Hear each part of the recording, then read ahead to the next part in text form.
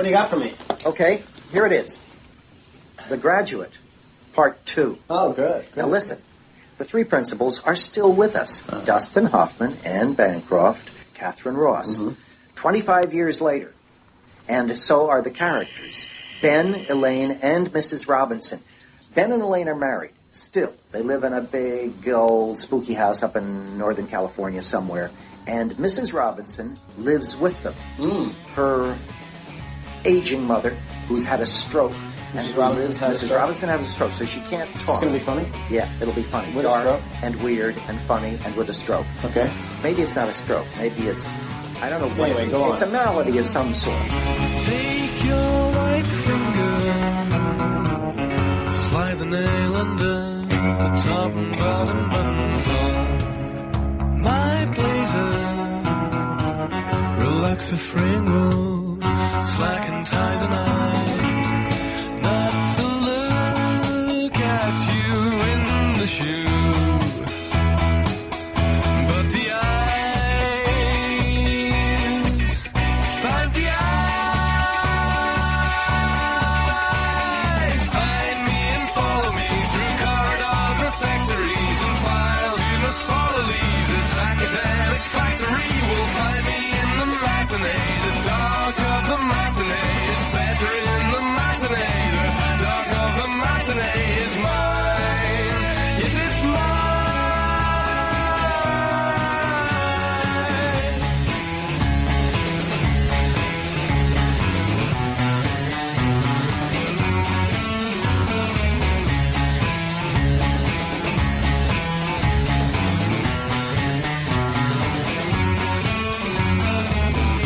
Time every journey to bump into you. Accidentally I charm you and tell you of the boys I hate, all the girls I hate, all the words I hate, all the clothes I hate. Oh, I'll never be anything I hate. You smile, mention something that you like, or how you'd have a happy life if you did the things you like.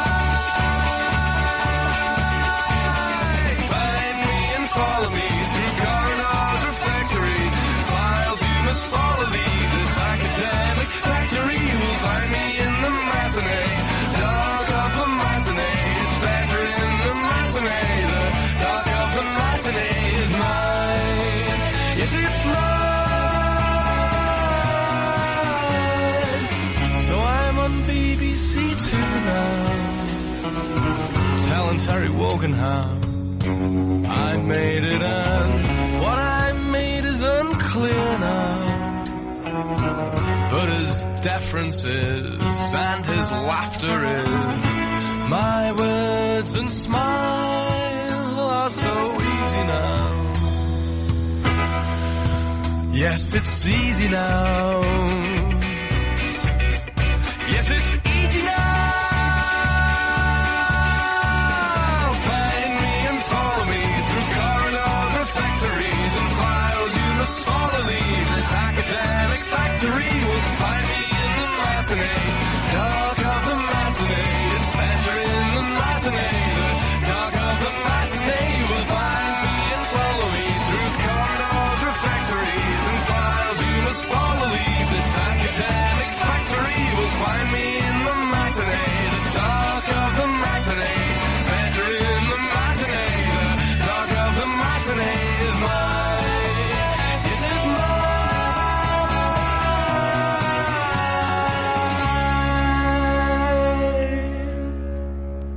Okay, let's get down to it, Bopper.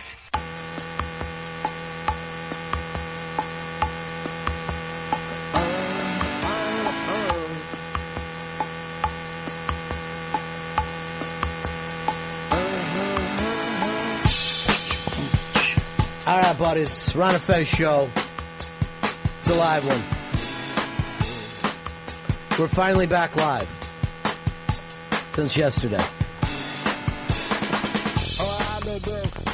We've been just sitting around for the last 20 hours waiting to get back on. And for those of you who still think we're from England, We're going to be looking for the Ichiban, 866 Ron Zero Fez, 866 Ron Zero Fez. Nice job on the opening today, Mooch. Mooch is the mix master. He's the only one who remembers it's radio. You can't hit a post. Davey Mack, you're going to go do a run-in today on the big man. Yeah, Data Plane. I'm so excited. What time are you and Oldie heading over there? We're going to head over there around 1:15. Oldie is ready for this? Oh, Oldie? Yeah. No, Oldie is sick. Too old. There's a new puppet in town, Ron. Yeah. Little Davy is the new guy in town because Oldie got the flu. Yeah. And Little Davy and I are going to head over there around 1:15. See what the deal is. See what the dealio is. So I Exciting had day. to sit through Oldie for no apparent reason yesterday. All right, Ichiban. Ichiban, of course, means... Number one. And today we're proud to say we have an Ichiban sponsor. Ichiban is now sponsored. Or perhaps it's not. We'll probably get to that a little later on. Jackie, you're on the Ron and Fez show. Today's Ichiban. Yeah. Tonight at 8:30 on CBS, the world premiere of Gary Unmarried. All right, there, I like that. And Fez, I've gotten some smart popcorn that I'm going to be sitting there. I'm going to be popping off for that. Jay Moore takes the country by storm with Gary Unmarried. He is not married, Fez. Right. But he has a child. Oh, okay. So he's Gary Unmarried. All right, I got something here. It's new show review. Because I got two new TV shows. So give me a quick drop there, Fez. New show review. Thank you. It's the new show review. New show review. New show review. This one is Opportunity Knocks, Fez. It's a game show where they bring the studio to your house. They set it up on trucks, and then the whole family comes out there, and they try to do trivia about each other. Now, since we don't know any of these people, it's kind of awkward watching at home. So, Opportunity Knocks, I'm just going to give it a quick Opportunity Sucks. Opportunity sucks. No, new show review. New show review is the drop there. New show review. New show review. You just don't do the announcer voice for the review itself. The other new show I saw for new show review. New show review. Is The Mentalist. The Mentalist, this is a very exciting show. He is he's a cop, but a cop that looks for clues. And he will find clues out there and mentally do it. So for The Mentalist, I'll just, my review is also sucks. So that's it. That's two of the new show reviews. New show review. The big one I'm looking forward tonight, Gary Unmarried. Smart Popcorn and Gary Unmarried. That's on CBS, 8:30 Eastern Time, 7:30 Central, right after the New Adventures of Old Christine. And what time in the West? In the West, 8:30. Yes, then it goes back to normal times, right? Yeah, then I think, just the Central Time gets it an hour early. Well, the Rocky Mountain Time finds themselves in odd spaces, too. Yeah, I think, are they an hour later or an hour earlier also? I don't know. They may be another 7:30, or maybe they go 8:30 as well for Gary Unmarried. I don't know what the Rocky time zone does. It's Rocky Mountain Time, Colorado. And I was born in the summer of my 27th year. I'm watching TV on Rocky Mountain Time in Colorado. Here is, and to me, I think this is the big news. Alec, you're on the Ron and Fez show. Hey, man, how you doing? Good. All right, Matt Millen out as Detroit Lions Tiger football. Yeah, a Lions type. You would have gone to the prize closet except for you're stupid, sir. Matt Millen is out, and unfortunately, this news isn't in 2003. So if this was in 2003, this news would make perfect sense. Now, hopefully, this doesn't give him the opportunity to come back to TV. Oh, God, he was the absolute worst on television. How did it take these fans so long to get rid of this bum? It's like Detroit has their own Bin Laden. That's how bad this guy, what he's done to that community. This has got to be good news for our good friend J-Dubs. Oh, he's got to be thrilled. Yeah, Millen's been hiding in a cave in Lansing for a while. Here is Jackson. Jackson, you're on Ron and Fez. 41-374, buddy. Hey, buddy. Hooah! Ichiban today, the Tampa Rays have sold out their first playoff game. There you go, Fezzy. It's time for an apology from you. Well, let's see this. They've sold out the game. Mm-hmm. Let's see how many are actually in attendance. Let's see who shows up and uses. Who would buy a ticket and not go? They may try to sell them on eBay. They may. Yes, then the seats will be filled. We'll see. We'll see. Now you're saying someone's going to buy a ticket, sell it, and still no one's going to use that ticket. Yeah, it's going to be like, I wanted to get these playoff tickets. Oh, you know what? Something good's on TV. I think I'll stay home. Even if you bought them on eBay. This story of yours, this I hate my hometown story no longer makes sense. We'll see if they fill up the place. You know what you are, Fez? What? Cantankerous. You're cantankerous towards your hometown. No, I'm tankerous. Cantankerous. Cantankerous. Oh, that boy's hair looks terrible. Jonathan, you're on the Ron and Fez show.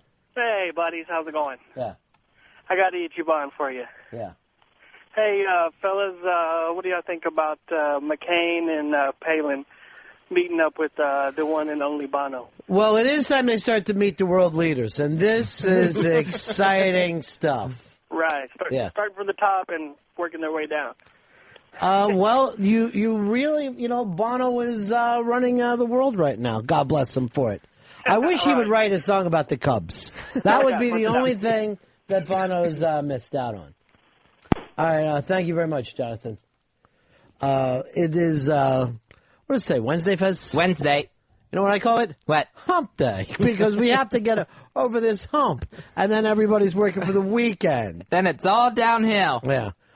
Here is Brian. Brian, you're on Ron and Fez. Hey, Ronnie, didn't you get the impression in The Mentalist last night that he was like a carny who was trying to change his life and be straight? Well, the only fucking corny thing was he's tricking us into watching a stupid show. Fezzy, they're trying to solve a murder, right? Right. And he thinks that the father's up to something. There's pictures on the fucking refrigerator of the father inappropriately touching the murdered daughter. So obviously we know something. Like, how does he pick up on these things? That's the problem. And the whole thing is ripped off from Psych, the basic cable show. It's an unfunny Psych. Not that Psych is funny, but they're trying. Kyle, you're on Ron and Fez. Hey, Ronnie. Yes. What's your take on the new Knight Rider?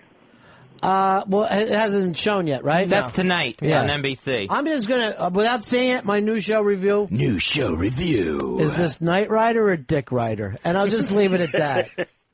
Because I can be a little harsh in my reviews. I can be cutting. Fuzzy, you're not the only one that can be cantankerous. Maybe it's catching. No, that's cankers. They're catching. Oh! Don't kiss anyone. Oh! That's what we have to yell out when Fez does the O voice. That's her new thing. Oh! All right, see, now that sounds like you're making fun of Which puppet was that? Good one, Fez. In other words, you attacked him for his hobby, having puppets. Brandon, you're on Ron and Fez. Yeah, Ronnie. Yeah. Gary Unmarried in Colorado will be on at 6:30. That's Mountain Standard Time. See, 6:30, Fez, even earlier. So they start... Their prime time there is 6 o'clock at night. All right, so you get your evening news like at 4:30 with Katie Couric. Wow, it's just and then right to bed, I guess. Letterman comes on at 4 in the afternoon. That's too early.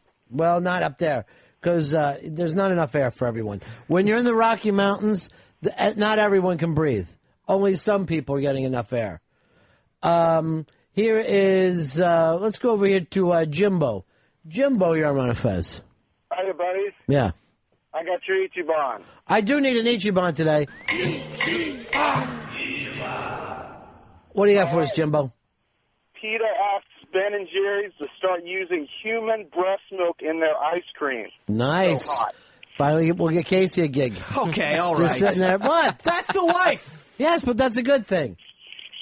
Now so they want to use human breast milk, because we don't want to embarrass cows. So let's just have women over vats of ice cream squeezing their tits into it. Now, the butterscotch squirrel now comes with cum. So there's so much. They'll do it, too. That's for the Ichiban. I heard the O. I saw you, and he missed you. Ow! Ow! And Ichiban now. Good news, everybody. Today's Ichiban is now sponsored. Ichiban, lipstick for men. It's Ichiban lipsticks for men. They got everything. Ichiban's lipstick for men. Here is Mike. Mike, you're on Ron and Fez. Yeah, people in the mountain zone still have their head in the clouds, but prime time is 7 to 10, not 6 to 9. All right, so it doesn't come on at 6:30. It comes on at 7:30. No, yeah, 7:30. Gary Unmarried. Check it out. So they're basically, now they get the signal shot to them the same time as the West Coast, right? No, just before it. No, but I think the signal, it's just like, let's make it this way. Central gets the signal. 2 hours after. All right, thank you very much, sir. I'm trying to figure it out, though, but not by being a crazy person. It's like Central gets it shot to us, to them, the same time as we get it, right? It goes up on the satellite. Right. That comes in an hour earlier. Yeah. But then I think that the Rocky Mountains get at the same time, the same satellite feed as the West Coast, but they're an hour earlier. So the West Coast has to sit on it for a while. No, they don't sit on it. They get it at the same time. They get it at the same time as Rocky Mountain. Yeah, but wouldn't they be an hour earlier? That I don't understand. That I don't get at all. Mountain time is an hour earlier than West Coast time. Right.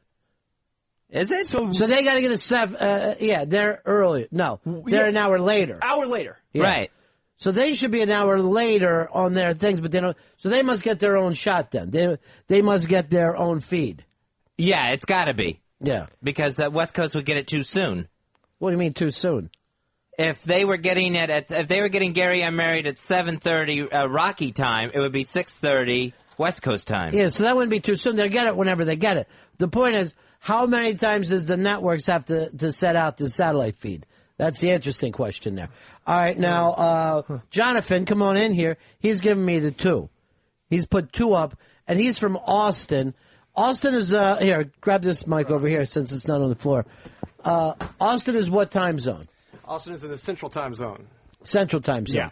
So you would be, wow, I thought that you would be further west than that. No, it's Central Time Zone. The way they do it is they broadcast from Los Angeles and from New York. Right. So Los Angeles and New York are essentially broadcast at the same time as far as the watch goes, but not the same time as far as, time itself goes. Yeah. As they say, Fezzy, what time is it in London right now? I don't know. It's right now. That's what it is. Right now, it's right now. Oh! Thanks for... Oh! That's 3 O's, 18 minutes in. I'm an asshole. Oh! So I don't understand what you mean by that, Jonathan. Okay. Yeah. If it's 8 o'clock here in New York and they're broadcasting something in Austin, it's 7 o'clock. Okay, what they do is they rebroadcast that same feed from New York or from L.A. at 7 o'clock, and then it would be 8 o'clock in the Mountain Time Zone.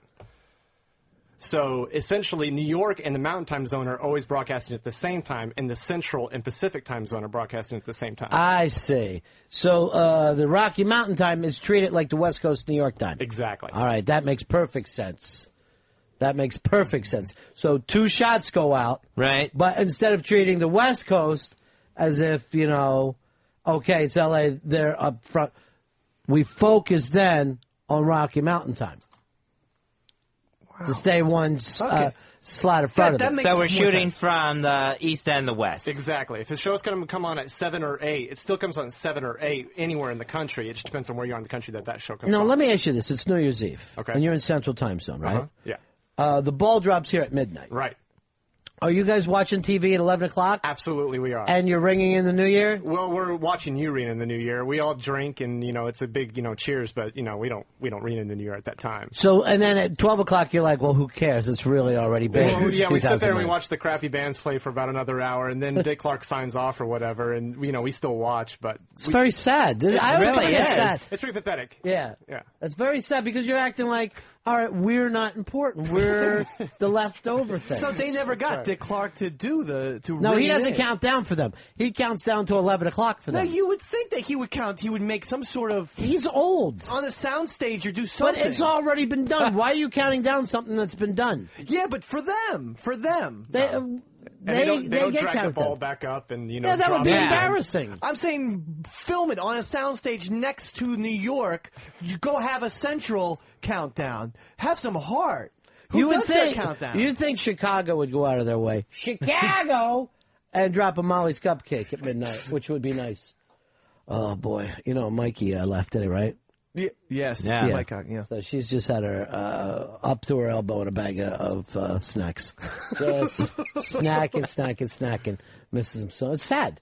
It's really sad. Can't feed your sadness. Murray, you're on the Ron and Fez show, and yet we all do. What do you got for us, Murray? So Earl's sitting down, but the Yankees are mathematically eliminated. Yes, he's very familiar with that.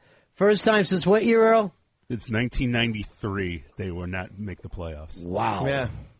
With Pearl Jamming. Right. Right now, it's like it's the first time since Pearl Jam, the big Chicago band. Although there was a strike in 94, so it's kind of a weird scenario. They were up by 12 games in 94. I remember it. They would have made the playoffs then.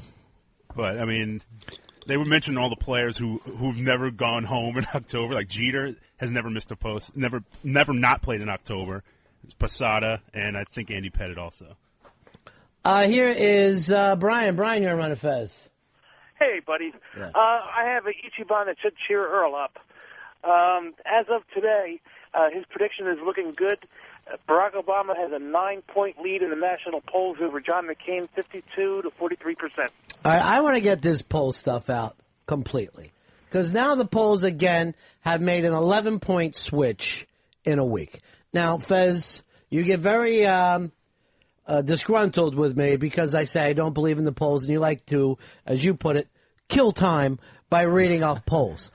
But are 11% of the people, week by week, just changing their vote? That seems impossible. I mean, we know human beings. We've never been seen anyone strongly in Obama's camp that just suddenly said, no, now I'm with McCain, and now I'm back to Obama week by week. That doesn't happen. Now, I understand that some people haven't made up their mind yet. There's no problem with that either. But I don't think these polls are right. I don't think people are swerving back and forth 10% of us every week. I wonder. Eastside Dave did. He swung. Did he, or was he drunk one night? Yeah. Saw Jimmy Norton do a hell of a set, got confused, then found out later Jimmy's voting for Obama. I swung because of Palin, but the thing is, you love Palin? No, I don't like her, so I'm back onto Obama. Mm-hmm. But the thing is, these polls are fixed because you know that they probably survey 200 people, but they're taking the 100 answers that they want to have the results that they want. Because if you watch any show, if you watch The Sopranos and Tony was whacking on top of everything every single week, no one would watch The Sopranos. Right. You need fucking conflict. And so that's all this is. It does make better TV to think, that's as old as soap operas. Oh, he's not in. Oh, he's going to do well, yeah. And that's what they're doing. They're taking the fucking information and just switching it over so that they can have drama. Johnny drama is what they're looking for at all time. Denise, are you sitting around with a bag of munchies listening to the show today? Yes, I am. Good. Hey, I got an Ichiban for you guys. All right, Ichiban, I'm going to play this for you. And good news, Denise, we're now sponsored. Ichiban, lipstick for men. It's Ichiban lipstick for men. We're all wearing it here on the Ron and Fez show. Very good. Hey, Clay Aiken is gay. He came out of the closet. So Clayton finally told the world that he's gay. Shocked the world with this one. Who saw this one coming? The guy has a baby. Yeah. Fez, would you like to make an announcement today about your penis? No, I don't have any penile announcements today. What are you waiting on? Why are you going to be the last person to come out? I am not coming out. I don't have anything to come out of. You cannot put an X down for none of the above. And you've totally confused the whackbag kids, who now think you are playing a character and you go home to your wife and kids. Well, I'll admit I do not have a wife and kids. I'll come out and say that. What would you like to announce about yourself? That I'm a confused young man. Young is a lie. Now, what confuses you? How can we help? Well, I don't really have any desire to get to be in a relationship or have sex with either gender. And that has been from the word go. Yeah. I mean, if I try to picture either one, I don't see it happening. Right. That is my announcement. Now, you've talked that over with your crazy shrink. Right. You met with her last night. Uh-huh. What did you work on last night? Last night, I just worked on trying to be, a little bit more in the moment and, and some You more just stuff. repeated that. You said the same thing 5 minutes ago. I did? No. See, I tried to take you out of the moment, having a little fun. Maybe reality isn't all that important is what I'm trying to say to you. So that's what I worked on last night. Well, you got there. You're fucking right here today. You're locked in. Laser beam. I feel a little bit more locked in. Well, I was being sarcastic. Oh, damn. You're all over the place. You missed the no. Oh! Ow! That's 26 minutes, 4 O's. That's good, though. I like the O's. His favorite team is the Baltimore O's. Good one. Mark, you're on Ron and Fez. And that was more sarcasm. Right. So you know. I picked up on it, though, Mr. Yeah. B. What do you got for us, Mark? Oh, hey, buddies. Yeah. Hey, I used to work for NBC station I got Arizona. two fucking and you radio guys are shows, all so what do I completely get? wrong. Yeah. So what's your deal on this? Okay, well, here's how it works. They have to tape delay the East Coast feed. Some networks have a mountain feed. Most of them don't. They have to tape delay the East Coast feed. They actually get an extra minute of advertising to sell because it's such a hassle. So the network gives them an extra minute that they would normally sell, and then they get to make some extra money. It's a big hassle. They have to swap tapes every hour, or now they probably do it electronically. But Who gets the extra minute? What time zone? the station, the local stations in the mountain, they call it the Mountain Minute. So the mountain get an extra minute from everybody else. Yeah, actually what happens is I think they start at like 6:59. Okay. So they tape delay it like 1 hour and 59 minutes or something like that. So they tape delay the East Coast and Central feed that goes out. And then the West Coast gets their own feed. West Coast gets their own feed. Now, it's different for cable because most of them don't have a mountain feed. Cable just sends it out no matter what time it is. So Yeah, so if I'm watching cable, if I'm watching an East Coast feed, it's 2 hours early. If I'm watching a West Coast feed, it's 1 hour late. But for the networks, that's how they do it. They tape delay it, or they probably, here's what I would like to see the networks do. That they call the East Coast feed Beast Coast in the future to let them know we ain't fucking around. And I'll tell you something right now. We're going to get even for Biggie. And the Tupac thing didn't even do it for us. I'm pouring some out for Biggie right now. Good. Right fucking now. Are we sure that our intern's relaxed enough? I know he's got his feet up. He's watching shows. He comfortable? That's not ours. Who's he? That's a A guy. I can't tell who anyone is. I can't tell who anyone is before. And that kid's so fucking familiar to me from somewhere else. Yeah, well, Has he been on a reality show? There's something about you. Have I met you before, like at a club? No, I know I met you here, but before then. I want an answer, not without fucking you guys acting like suddenly the queen has come in. Here is Johnny. Let's do it for Johnny. You're on the Ron and Fez show. He's still talking. Now he's just trying. Johnny, you're on the air. You fucked up, Johnny. Matt, you're on Ron and Fez. Yeah, hey guys, I got an Ichiban for you. What's your Ichiban?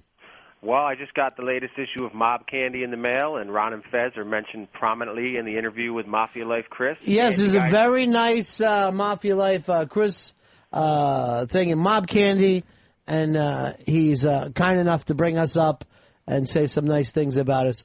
So Mob Candy, Fez, it's available where all Mafia sweets are sold. Mob Candy, you want to pick that one up. Mafia Life Chris, he tells everybody that he's the hitman of the internet. Mob Candy.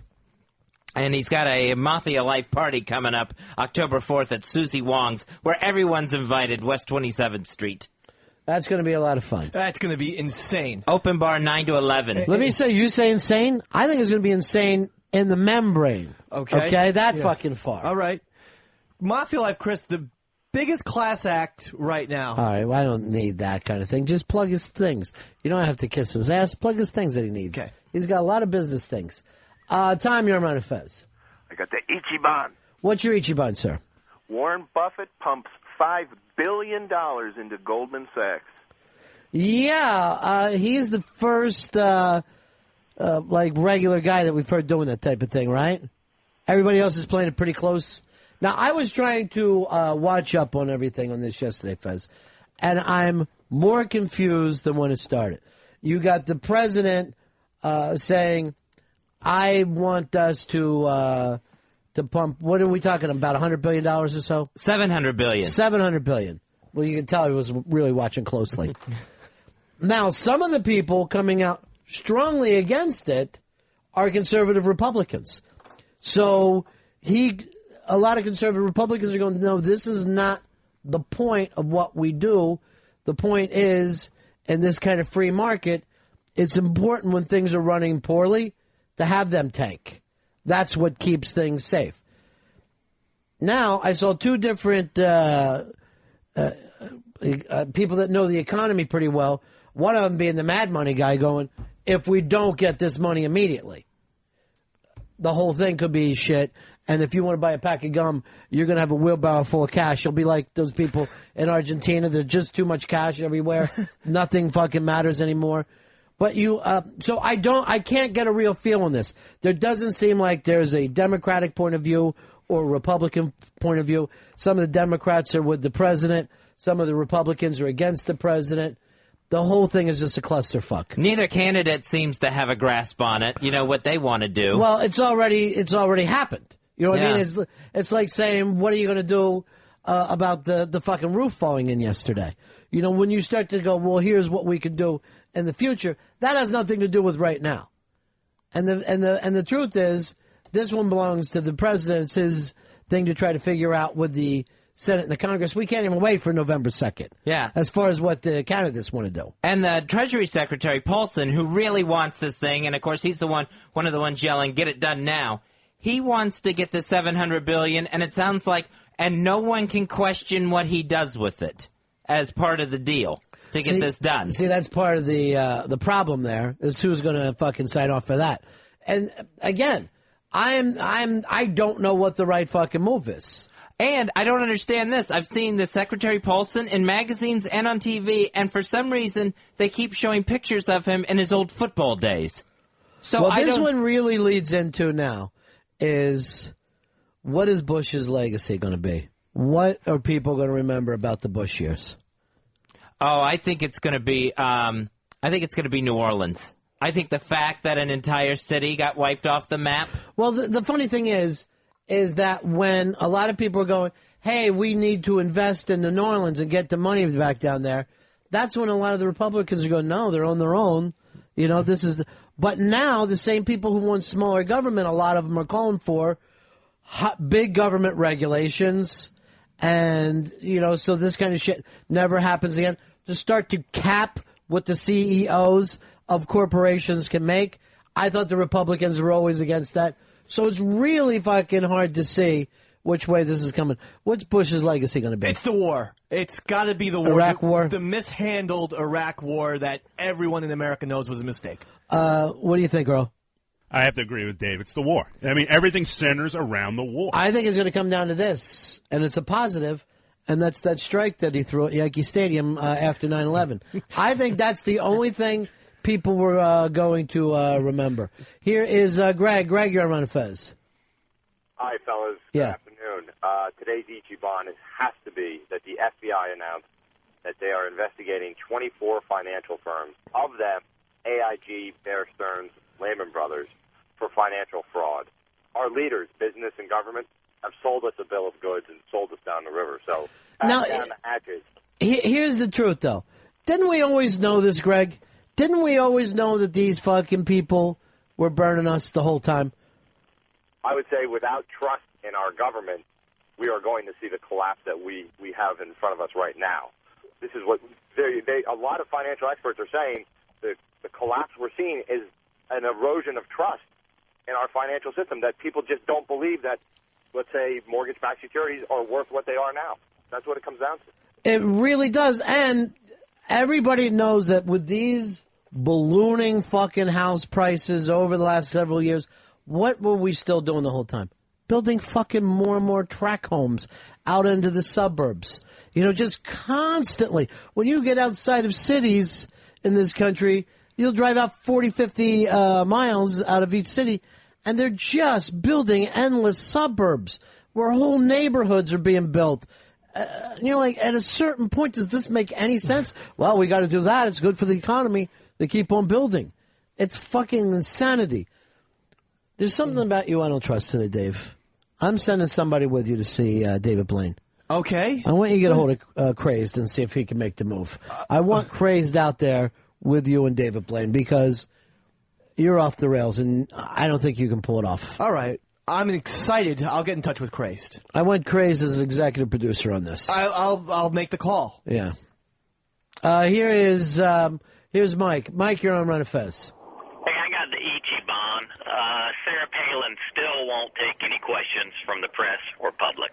All right. Now, I don't normally come to Sarah Palin's defense here. I'm not blaming this on her. I heard her the other day said, hey, I'll talk to anybody, question me about anything, I'm ready to go. She said that in that town hall. It's John McCain who was not letting the press near her. Yeah, yesterday she got to meet like 7 world leaders to try to familiarize herself with those at the UN. Yeah, but the point was they tried to keep the press out of that. They wanted the cameras there, but they didn't want anybody to be asking any questions. I say she's ready for questions. She's ready to work this out. And McCain has got to unleash her a little bit. He's already in her shadows. She's the big story. Let her talk. Let her do her stuff. But she's not even talking to investigators with this Troopergate thing in Alaska. Now, I think she's back into that, too. And I don't think that's her. Again, I think that's McCain. I think she's ready to sit down and tell the truth. If anyone's going to get McCain the election, it's her. It's not McCain. You know, if you have a star. The town that she's from, I think it's Moose Jaw is the name of it. Wasilla. They said that town was the meth capital of Alaska. Now, if you're able to sit around and run the meth capital and be able to deal in that environment, that's Marcus Hook PA time. You're ready to fucking rock and roll. I think she can handle anything that they give her. AJ, you're on Fez. Hey, everybody. Yeah. I think the legacy of Bush would be, even a cokehead alcoholic college dropout can become a president. Well, he did not drop out of college. Well, yes, he was a cokehead alcoholic, but you got to give the guy credit. He was born again. He shook it off, threw off his demon ways. Hasn't been a bit of fun since then, because in the old days, everybody loved him. Yeah. When's this W movie coming out? Yeah, mid-October. I'm going to go see the W movie, and then we're having a party afterwards at the W Hotel. So that's going to be a very a big night for me. Jealous. H, you're on the Ron and Fez show. What up, buddies? Yeah. Hey, Fezzy, when's the last time you got a hormone check, like testosterone or estrogen? I haven't had one of those checked. Maybe you should get a check. Maybe you'll find out if your sex drive is down because your hormones are down. Why don't you get a thermometer and put it in your vagina and see what the temperature is? Because I don't have a vagina. Would you post on Whackbag and let them know what's going on? They think that you lie and that you're a character. I'll try to do my best to set Whackbag straight. And I can't have a testosterone problem. Look at me. I'm furry. Well, you're not winning the beard war. Mm-mm. I have battled the beards. If the beard war was over today, Fez, yes, you would lose. That's why we're going to Super Bowl with this. That's why we're taking it that long. Yes, 2010 Super Bowl? You want to go? Yeah. I would trip That's over what mine. I'm like. All right. 2010. This is the first time I ever grew a beard, and I'm like Moss Man, the character from He-Man. I am not very familiar. As soon as I said it, I knew you guys weren't He-Man fans. Yeah, it's going to shock you. I'm not a big He-Man fan. Frank, you're Ron and Fez. Ronnie, today's Itchy Bomb. Yeah. Lindsay Lohan, Lisbo. Oh, yes. She also came out of whatever closet. I don't know if you come out of the closet if you're a lesbian, no. I don't think so. Because that closet should have a window on it because everybody wants to watch. I think the closet just has boys in it. So she says, I am with this English DJ. Samantha Ronson. And we're very, very happy. Yeah, I'm with the most unattractive woman in the world. Oh. No, is that your lack of testosterone talking? No, that is the absolute truth. Look at this sneering weirdo. It's cantankerous. I think she's a little cutie. What do you think? Really? Yeah. She's got a cool style about her. Yeah. Yeah, she does. She has like a hip-hop DJ style. I like that. I think that's really hot when a chick is a DJ. Yeah, you like to see a like mix? that. Yeah. Yeah. Big time. I mean, I think You wouldn't be intimidated by a DJ girlfriend? No. Let me ask you this. And I don't have a lot of straight people here. But would you be intimidated if your chick, really beautiful, but then also at the same time, like really outstanding in a lot of things, able to do a lot of things better than you? Oh. Let me ask you this. Could you date, and would you be happy with, an NBA player, a WNBA player who could beat you one-on-one? It would. Yeah, I think I could, believe it or not. Because you're a bottom? Well, maybe, but also it'd be nice to see someone who's better than me at that. What about you, Earl? I couldn't do it. My pride would be just... I have too much But why pride. wouldn't you be proud of the fact that you're with a chick who can, set things up? No, I would be proud of her, but I think it would be more on Let me ask you guys this. Could you be with, like, a brain surgeon chick?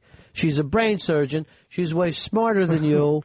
And she's like, Dave, let me explain this to you again. The nerve endings. You know what I mean? Like, you see her.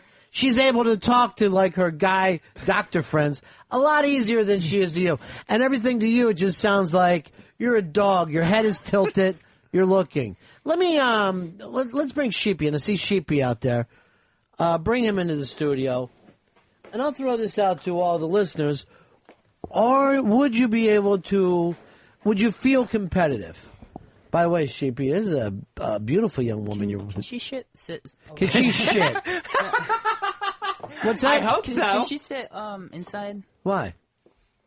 She's tired of shitting outside? I'm going to send you back outside. I don't like somebody come in and start running the show. No, okay. Obviously, she can sit wherever, but I have a question for you, and this is for the show, and you're worried about your own thing. So you go out, you guys go over on the couch and sit there. Okay. You take her and focus on that. Sorry. Go ahead. Not a problem in the world. Not a problem in the world. I don't think anybody gets me here and knows where I'm going. So let me check in with... No, he'll be going over at the other thing. This is getting a little out of hand today, Super Exec. Let me go over here with Hicks. Hicks?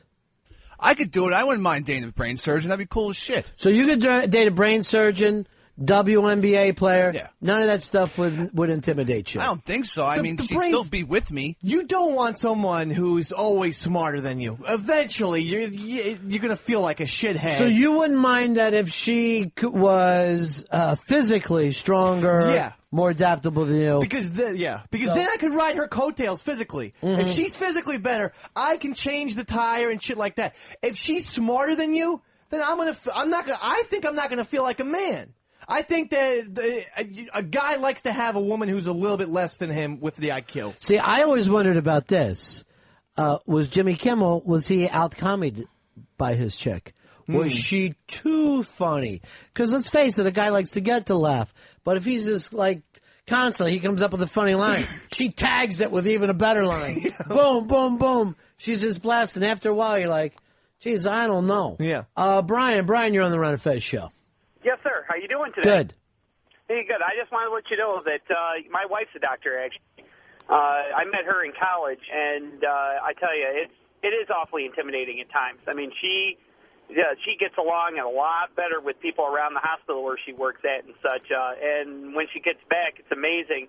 She gets back home, it's amazing just how much it's just amazing how it makes you feel. I mean, in comparison to how she talks to them and how she talks to me. All right, so she talks to them in her normal, I'm smart, I'm a master of the universe.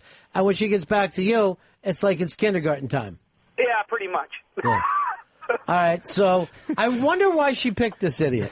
I wonder what she saw in this knuckle dragger. Some chicks are controlling, you know. Does she control you, Brian? Not really. I mean, to the point where, I play hockey, I work, that kind of thing, and she lets me do what I want to do for the most part. But do you ever think to yourself, what does she see in me? She's so bright. Yes, all the time. See, that could be rough on a guy. It is. It's tough. But every time I ask her, she says, I think you're cute. Wow, I don't know whether that's what you want. Like a puppy. Yeah, I think you're adorable, like a third grader. Yeah. And then, like he's saying, she comes with the smart friends, so every social situation. Why wouldn't she have smart friends? Yeah. You know what? She's going to be with the kind of people who could think like her. Well, when my wife and, her old friend would talk music, I would feel like such a caveman because they'd be talking about all these indie bands. And Your wife has so much better taste in the arts than you do. And there she I am. understands music, cinema, and your stuff is... Yeah, I'm like, Slash's Snake Pit has a new album coming out. Right. You guys into that? And so I would feel really, really bad and try and change subjects, but they would just keep talking about whatever. Rick, you're on Ron and Fez. Hey, buddy. Yeah. Yeah, see, dude, I knocked my wife up early, man, when she was going to law school. Now she's a corporate lawyer, dude. She makes big cash. I just sit back and play golf, Jack. Yeah, I understand that that's going to work in the short term, but long term, is that going to be happening for you? 20 years, man. See, the thing is, dude, I go out on the golf course, I kick all her friends' asses, I take her home, I fuck her silly like nobody else ever has, and she stays loyal to that. She's got that wild streak in her, you know what I'm saying? I kind of take care of that. All right, so what you serve in this relationship is you're the sex bunny. That's what I am, buddy. That's All my right. sugar mama. I put her through school to do that. All right, my man. Paying daddy back. All right. Hi, She's buddy. paying daddy back. Sheepy and his girl, put him on the couch. Why? What happens here? I don't know what they're going. I don't understand it, Davy Mac. He wanted to be on the couch, enjoy the couch. He's got a beautiful young lady with him today. And he's like, I don't want to be on the air. I want to be on the couch. There they are. So cute together, aren't they, Fez? Adorable little couple. Does that make you want to start dating? No, not at all. Not even a hint. Not even slightly? Not even a little glimmer. No. Here is Patrick. You're on Ron and Fez. Hey, what's up, buddy? Yeah. Listen, Ronnie, the only difference why we don't feel stupid, my wife has her PhD. They have no common sense. So where they have the book smarts, they don't have the street smarts like we do. Latest example, my wife has a hard time understanding how to lock the window.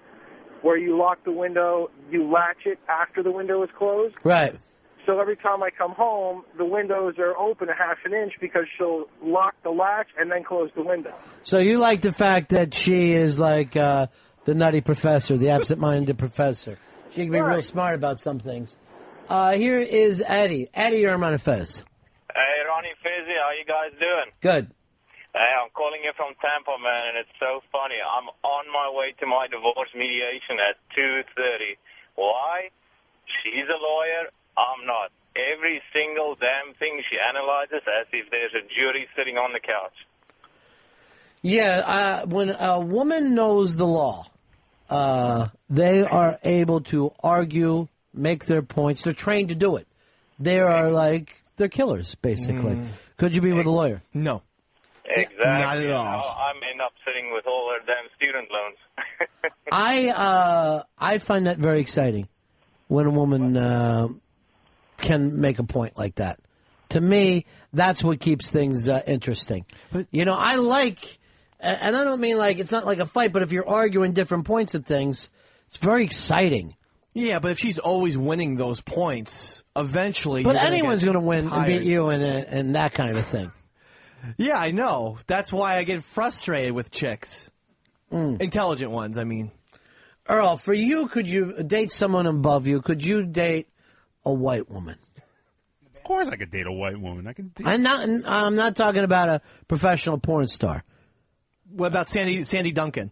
Sandy Duncan? Wait, has Fez jumped into your body? The eye would throw me off. Oh!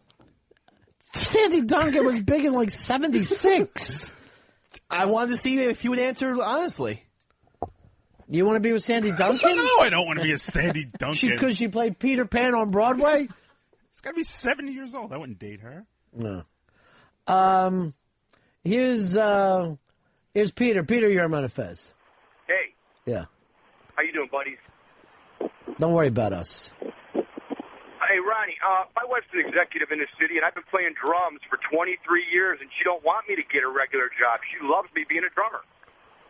Why do you think that is, though? She's just into the rock thing? I met her on the road, actually, and she became an executive, and she says, you know what? I'm going to take care of you. You go play your drums. You enjoy your life. Man, that's and all sweet. my friends are jealous of me. She's a fucking 10. I love her attitude, too, of like, look, drum boy, go out and bang on those fucking bongos like a chimpanzee. I'm going to take care. Mama's got it. Mama's got it tonight. I like her, and the fact that you guys are happy.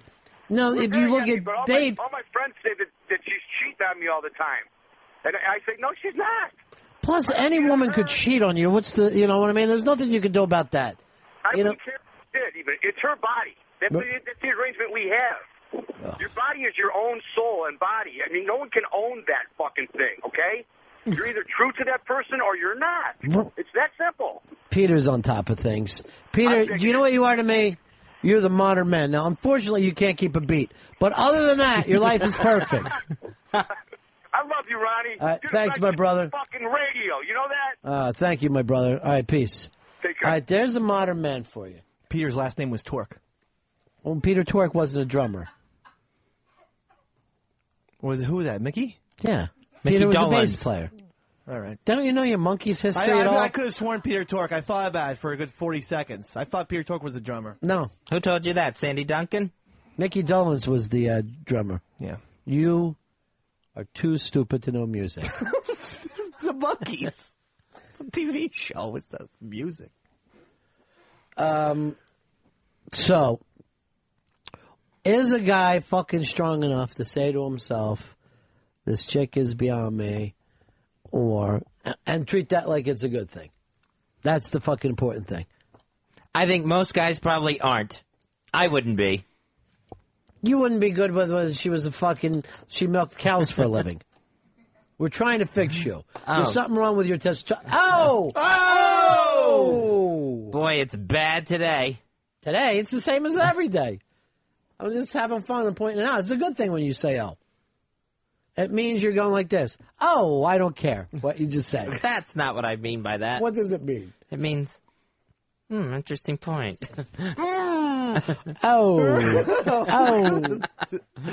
Oh, why do I have to be in here? Oh. I think, to be honest, guys would be attracted by that at first, a woman who's better at him with a lot of things, but over time, resentment would definitely... But when that resentment comes in, that just means that you believe in your own weakness. You know what I'm saying?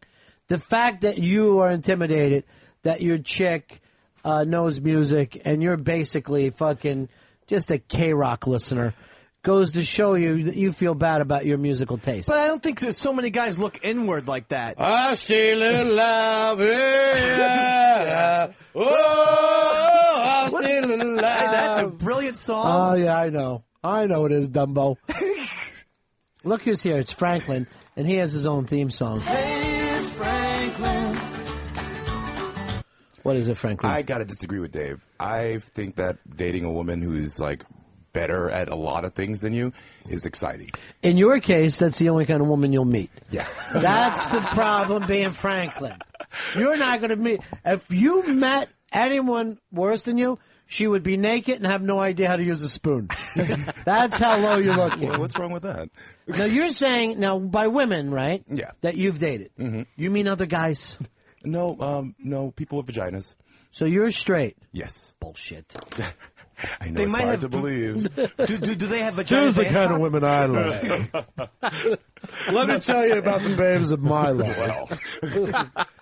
No, I think it's like really exciting to like be like the derelict in the relationship. Do you know what I mean? I have met your chick, and she's well. The first time I met you, I saw your chick, and I'm like, oh my God! I go, she's amazing. So I go, what's her story? And everyone's like, she's with Franklin. I go, who's fucking Franklin? So they point Franklin out. I go like this, bullshit. And this is a complete shoot. Yeah. I go, bullshit that she is with him. Franklin's like this. Yes, everyone. I get lucky with women, man. Like I look for those kind of women who are actually. So you're still looking on beyond her. No, you're not satisfied. no. I have found my point. Yeah, yeah. I'm not finding anyone better than my girl at all. All right. Here's Alex. Alex, you're on Ron and Fez. Hey, what's up, buddy? Yeah. I got a weird situation because my girlfriend is she's a vocal major over at FSU, and she gives singing lessons, and I'm a singer in a band. And when it comes to asking her about my music, she won't critique me. Like at first, when we first got together, she said she liked my music, and then when I found out she was a vocal major and everything, she won't critique my stuff. It makes me think that maybe she just either, one, doesn't want to argue about it, or two, she doesn't really think I'm a good singer. I don't really You're know. probably not. All right, let me just hear you sing something. Oh, well, you can go to my MySpace page. I don't want to. I just want to hear you sing right now. Shoot, give me a song. Anything. Dust in the Wind, okay? I don't give a shit what you sing. Jesus. Here, I'll sing Pearl Jam in a normal voice. All right. I'm still alive. Alex, I'll tell you this.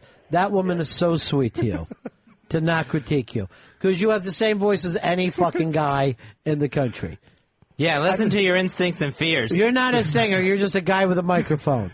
So let her know. And I'm saying it to you as a radio professional. I appreciate that. A man who's got the golden ear, I pick the hits. But no, you're just a regular guy. Don't take that in the wrong way. Gotcha. All right? I'll try for regular list. All right, bye. I think it's really, really great when a woman won't tell you the truth. I think that's the sweetest thing in the world. Here's New Lily. New Lily, how are you? Good. What did you come in for? You had an opinion on this? Yeah, I mean, I just think it goes to show how much guys look into looks. Like It's all about looks for them.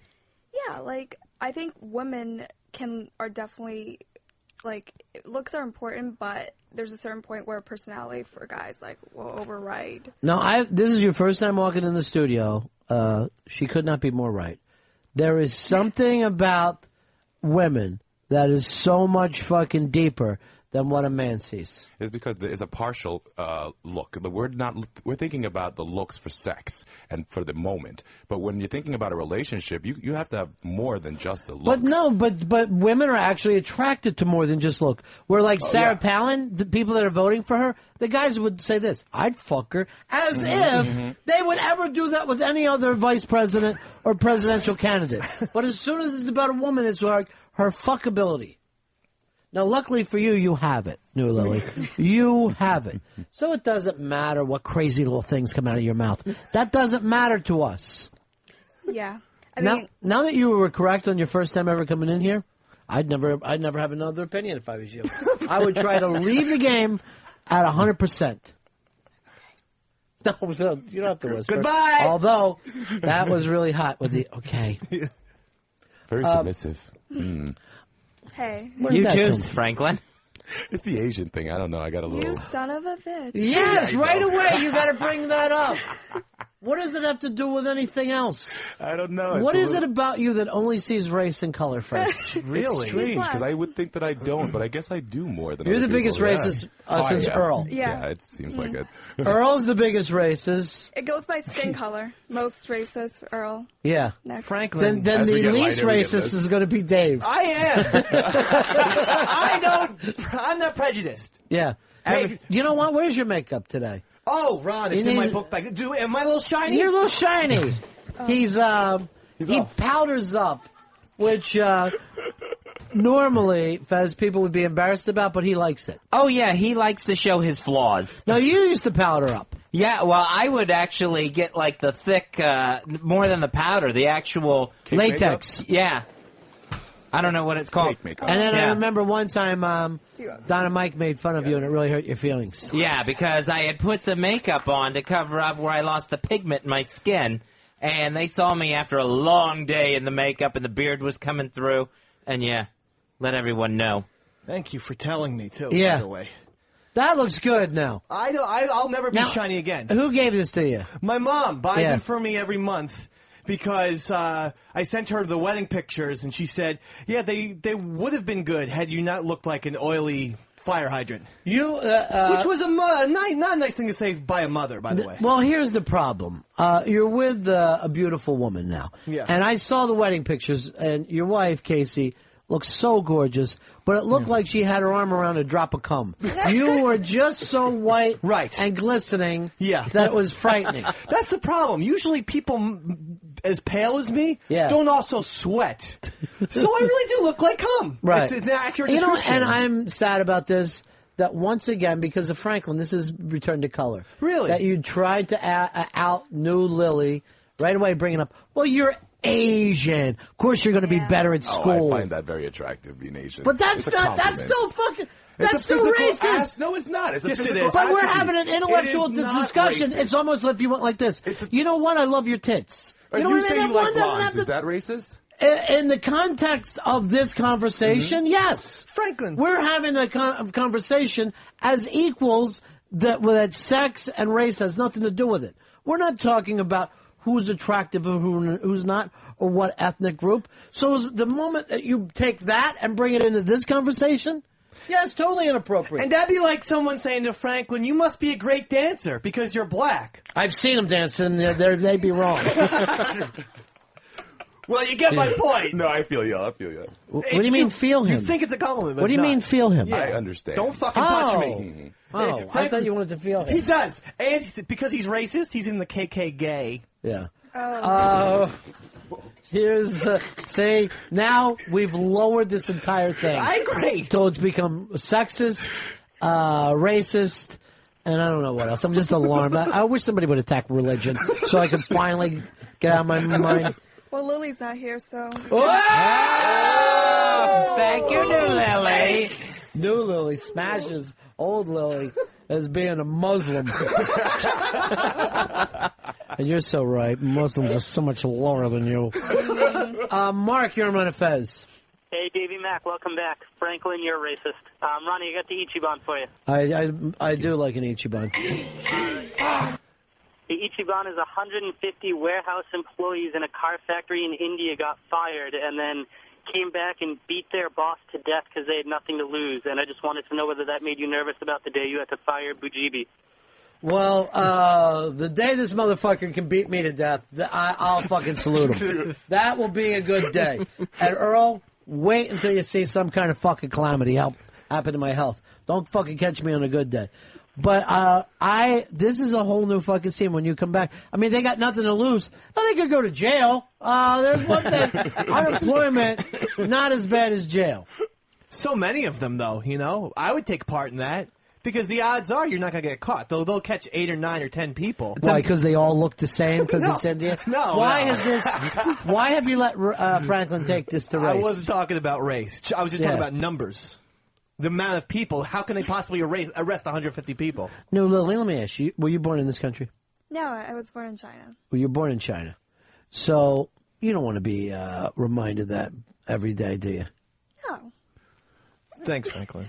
Franklin, were you I'm born in this sorry, country? Lily. Yes, I was. Your people are from Cuba, though. My people are from Cuba and everywhere Both mom else. and dad are from Cuba? Yeah, they're both born in Cuba. Yeah, but of different. How'd they come heritages. over here? Holding on to a refrigerator in the fucking water? Actually. How'd they get over here? They paddled on the back of El Duque. I'll tell you one thing. Those people live on an island. Not one of them knows how to build a boat. They come over on the shittiest stuff I've ever seen. Seriously, we literally didn't even have a boat. Like we literally had to swim at night across the We? Guantanamo. What do you mean we My family. swim? My family had to swim across the Guantanamo. Bullshit! That I you swear to swam God. 97 miles. My family did it in the They newspaper. didn't even I'll have. bring in an They article. didn't even have a fucking inner tube. Dude, they didn't have anything. They literally had to cover themselves in like charcoal and shit to darken themselves more. Why bother? They didn't even all have different arms. spectrums. Fezzy, You've been down there. You know that water. Could anyone swim 97 fucking miles? Franklin, let me put it this way. This is the biggest lie I've ever heard. Let me explain. They swam through the bay into the Guantanamo base where it was American land. They didn't come from here into That's a fucking America.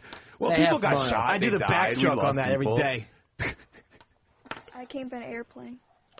Airplane, nice. And it wasn't piloted by Yao Ming, Franklin. Yeah, Franklin, give that a fucking Jesus rest. Christ. Well, being racist and all. Wait, this is the perfect radio show. We've got everybody represented on this radio show. Even, unlike most shows, asexuals.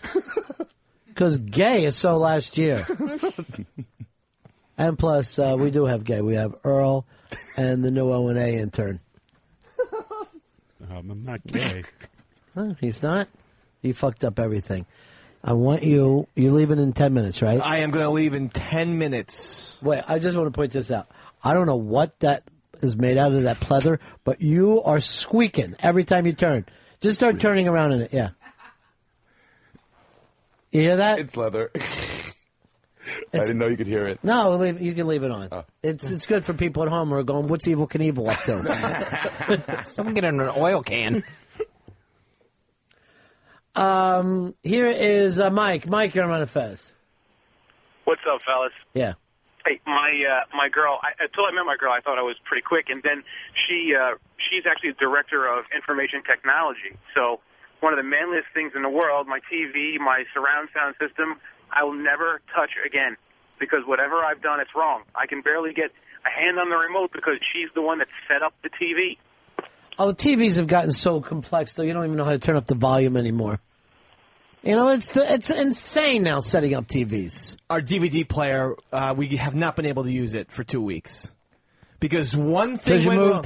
No, yeah, after we moved, Yeah. and then one thing went wrong with the television, and we can get the TV back, we cannot get the DVD back. Everybody struggles with these kind of things now, too. It takes out the whole system. You can't lose one component and then you just can't watch any TV. Yeah, and you got 20 remotes to go with all of it. I know, too many remotes. I have the hardest time trying to program the remotes. It takes me like 2 days to program. Oh, yeah, like, then they try to come up with that universal remote gimmick that's just more trouble worst. And you gotta than it's find the right worth. code and everything.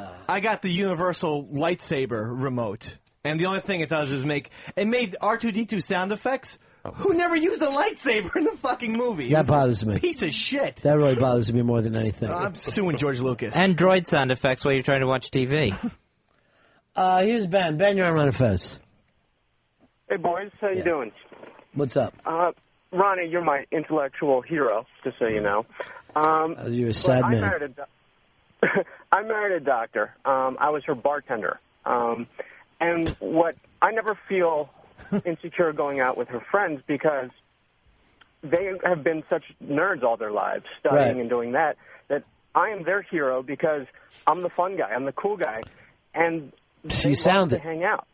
Well, here's the thing. If I was a doctor, I would want to be with a guy who could fucking twirl bottles. That is one of the things that would be on my mind. But yeah, you've come up with a good fucking thing. Just because someone's good at something doesn't mean they're lacking in other places. Right, they probably don't have the life experience because they've spent so much time dedicating themselves to what they're good at. Right, exactly. All right, cool guy. I'll talk to you later. So she's basically, she's now with Tom Cruise from Cocktail, where he'll tell little poems as he's mixing drinks. I don't know why everyone thought that they wanted their bartender, they would want to watch a bartender and then hear him do bad poetry. I mix you cocktails. Like, what is with this fucking movie? And he probably served 3 drinks a fucking hour. Yeah, I know. Like, people are thirsty. Right. I don't want to see drinks. I want to fucking drink them. Seriously. Don't do tricks. You're not David Blaine. There's only one David Blaine, and he's in Central Park. I don't know whether you've seen all the papers and all, but they're showing David Blaine not being upside down a lot of the time now. Shame on them. Gawker's on top of him. They're having who else? Perez Hilton. Oh, you're a big Perez Hilton fan? Yeah. Now, is he really Hilton, or did he steal that name? No, he stole it. His real name's Mario. He's one of yours, Franklin. Oh! Which one of mine? He's Cuban. Ah, A okay. white Cuban. A white And Cuban. Jay. You think they're white Cubans? Do I think Yeah, there's those such a people thing? white. Yeah. I guess so. They're Spaniards. Mm. What about for you, Franklin? Do you consider the other Cubans white Cubans? Yeah, I think there's white Cubans. I've actually seen Asian Cubans. I've seen black Cubans. There's no Asian. Okay. I know. Well, Cuban is He's trying to swing. Compensate, Yeah, he's trying to come People back have around. a different view of it. Oh, I see you it as people. Oh, you people people. in this room. H.P. Lovecraft have- in the room because he's only given Human science fiction. beings all have a different view than Now, I do. Dave, you're going to go over and see David Blaine. Yeah, I've best, asked I'm so happy. Craze to go with you. Okay. To executive produce. All right. I'd also like Spandy Man there. Okay, if that's what you want, yeah. Now, Fez, do you want to put on a blindfold and try to guess who Spandy Man is today? No, I don't want to try that again. You sure? We got an hour and 45 minutes to kill. I may still not get it. Are you a human?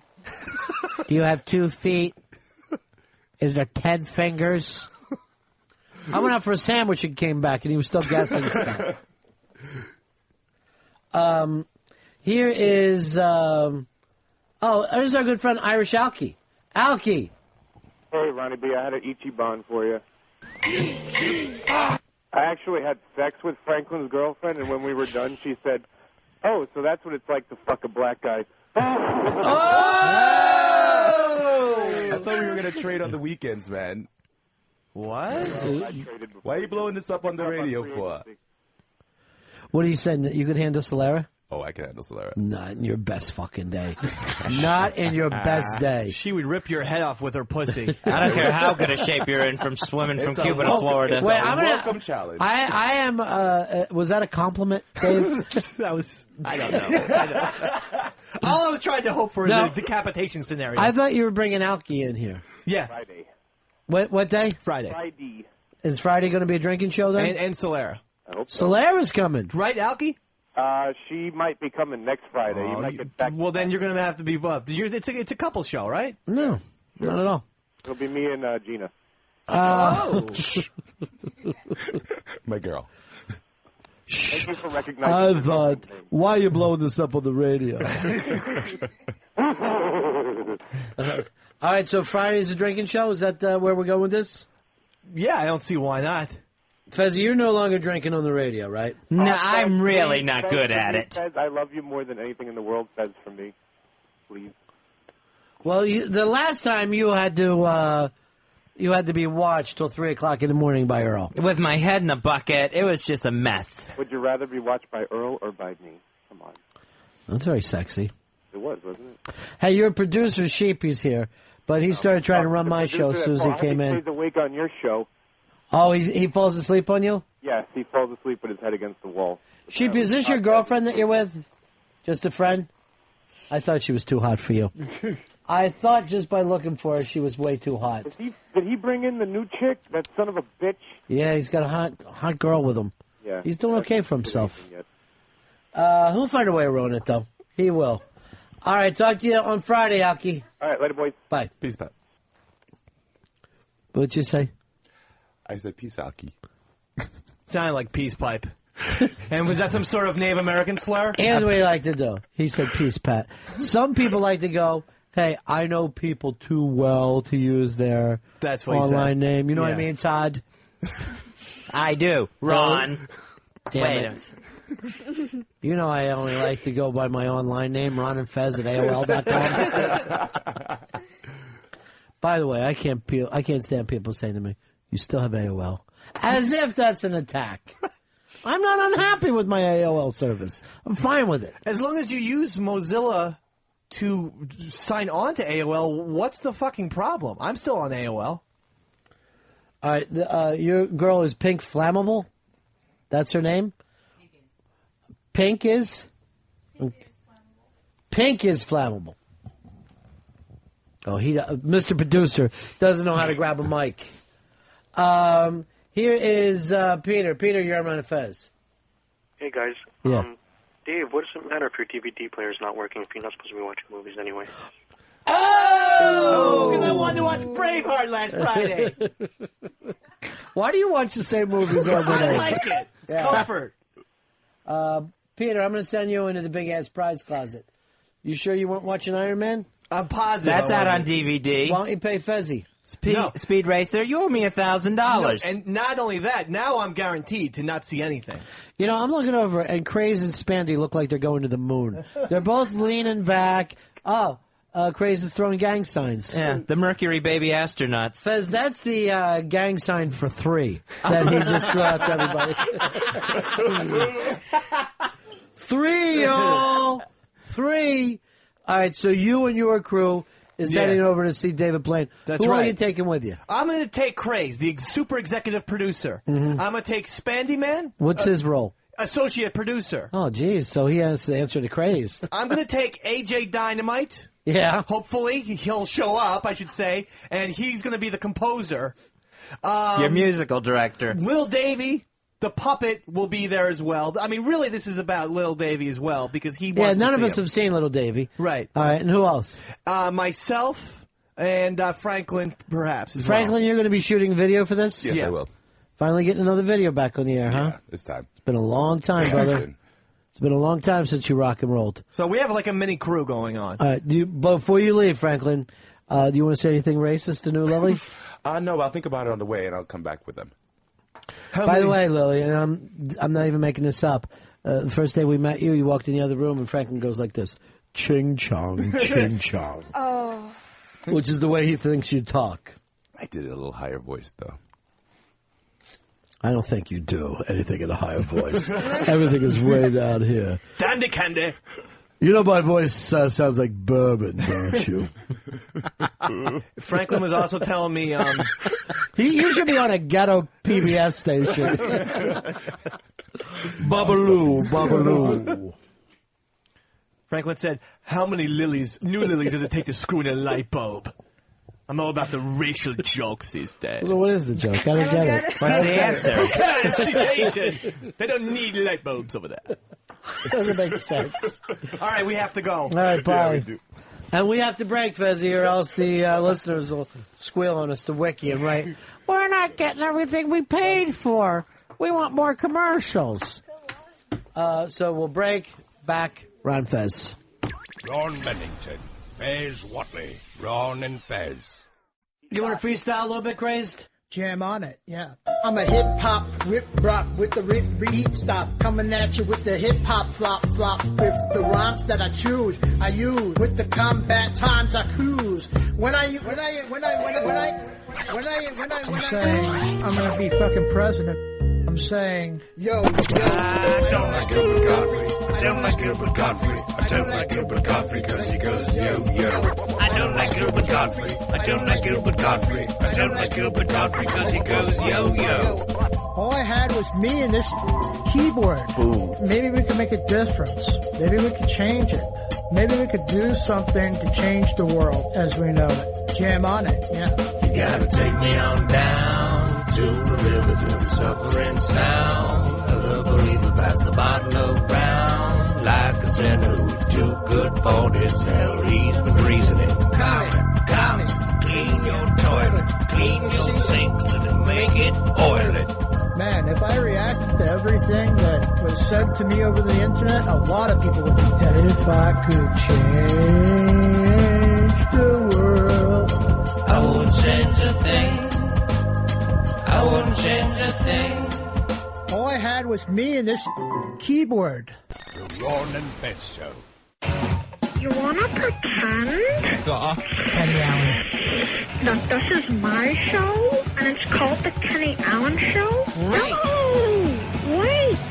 I'm the one who says things. I'm telling. No! I'm telling. Don't! I'm telling. Oh, now he's telling. I'm the one who says things. It's the Ron and Fez Show. 866 Ron Zero Fez. Doing some monkeys over there, Earl? Oh, yeah. Finally on that bandwagon after all these years? Oh, I was on that bandwagon. Last person on? No, not at all. Today seems to be a salute to the Junior Kinks. The music, all the way through, it's... We have Franz Ferdinand. Yeah, they all sound like the Junior Kinks to me. I don't know what this... You know, people don't even know Ray Davies, and I don't know what music would do without him. Yeah, he was like the one guy who was like truly British, you know, because all the other bands were like trying to do American styles. He was like, I'm British, I don't care, and he's just going to introduce that style to the Well, I music. never even heard it put out that way. Because you're saying like he didn't have the blues roots. Yeah, I mean, it wasn't as overt. He was more overtly in his, like, you know, drinking tea and like that whole lifestyle of So he being used to British. drink tea on stage? I had never heard this before. Ladies and gentlemen, I'm going to take a little tea break here. Him and Streisand. Well, she's not British. Mm. She was from New York. She will have a teapot out there. Wow. I don't know about that. I mean, the Kinks, the first big single was a rip-off of Louie Louie, right? He admits that they were ripping off the kind of garage sound in America. Yeah, I don't think, by the way, it's not garage. It's garage. Garage? You are Excuse in the me. United States. Oh, that's very posh. If you were at home, that would be very posh indeed. What, garage is garage, posh? Yeah, so you have your BMW in the garage. See, I didn't know that. I would think that garage would sound more posh. Yeah, because garage sounds like carriage. And that sounds fancy pants. No, sure. And they call it garage music is the new kind of techno music. Well, not new, but Right. it's like hardcore techno is garage as well. Right. But no, it's like Van Morrison, that was garage music that they called that early then. Oh, it definitely was. They, the Animals the same exact way. But yeah, I don't think that the Kinks could go without saying that they didn't have some American influences. No, definitely not. No, especially the early stuff. Yeah, of course, because all the early rock and roll. I mean, there's no way you were going to get away from the 50s rock and roll. It was all those 3 chords and then the whatever. I mean, it's not like anybody that was making music after Chuck Berry owed something to Chuck Berry. Yeah. But do you reckon the Franz Ferdinand are ripping off the Kinks as well? Well, I don't think it's ripping off, but I definitely think that they have a Ray Davies. They're part of that lineage. Yeah. I think everybody stands on the back of Giants. I don't care who you are. That is yeah, true. Yeah, there's always things that you got. All right, here's a question for you guys. Who, if they were not in music, if this person didn't exist, would music hurt the most from? Who, by not being there, would it really have changed things? Everyone would say John Lennon. Wouldn't that's the standard, isn't it? But I don't think I personally I don't agree with that. But maybe Dylan. Because where would folk be without Dylan? Would it destroyed itself? It was just crap. Yeah, I'm going to go along with that too. But even before Dylan, I'm going to give you everything for Dylan because lyrically, it changed everything. It was a to this revolutionary. day, you can't just have just silly fucking songs. You have to be able to say something along there. But I still think Chuck Berry. I think without Chuck Berry, I don't know where the whole thing would exist. Well, he invented that 3 chords that we're talking about. So, yeah, And probably. and also was the guitar players out front. Before him, the guitar player was just part of the band, part of the orchestra. Yes, sir. I mean, Chuck was also kind of like a marketer in a way because he was like, I'm going to write songs specifically for teenagers, girls, cars, and... Well, you don't think the guys did that before them? You don't think that people before Chuck Berry were writing for kids? No, I mean, they were writing about their particular situations. I don't Mm-hmm. think they were necessarily like, I'm going to write specifically, there's this new market out there, I'm going to write specifically for it. Chuck was the first guy to really tap into that. That's an interesting point. I hadn't really thought about that. If anybody was doing that before, I'd have to check. Hicks, what about for you? Who, if they didn't exist, would have left the biggest gaping hole? I didn't say Cobain because in the early 90s, late 80s, rock was fucked. And he started the entire revitalization of good rock and roll music. Right. Which was he calling it grunge before, or was it just punk rock to him? I think it was just punk rock to him. It had to have been. He Yeah. wouldn't have come up with a name for his own fucking genre. Yeah, I'm not too sure if, ladies and gentlemen, I've discovered something. I call it grunge. But it's always the crappy music papers that end up naming that stuff. And, Right. And then they go with it, but so it kind of... Yeah, and then they'll say to people, are you punk or new wave? And they're like, what? They don't care. Yeah.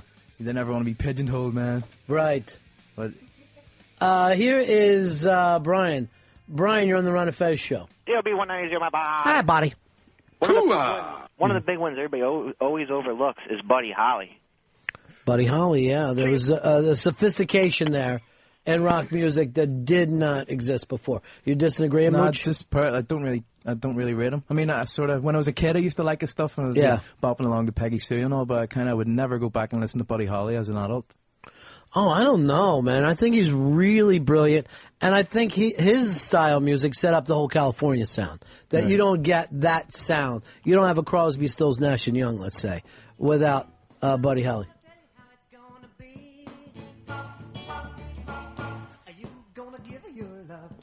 And remember, the Grateful Dead ended the shows with stuff. Here's Paul. Paul, you're on the Ron and Fez show. Yeah, hey, I'm going to go Iggy Pop and also the MC5. If not for them, there wouldn't be any punk.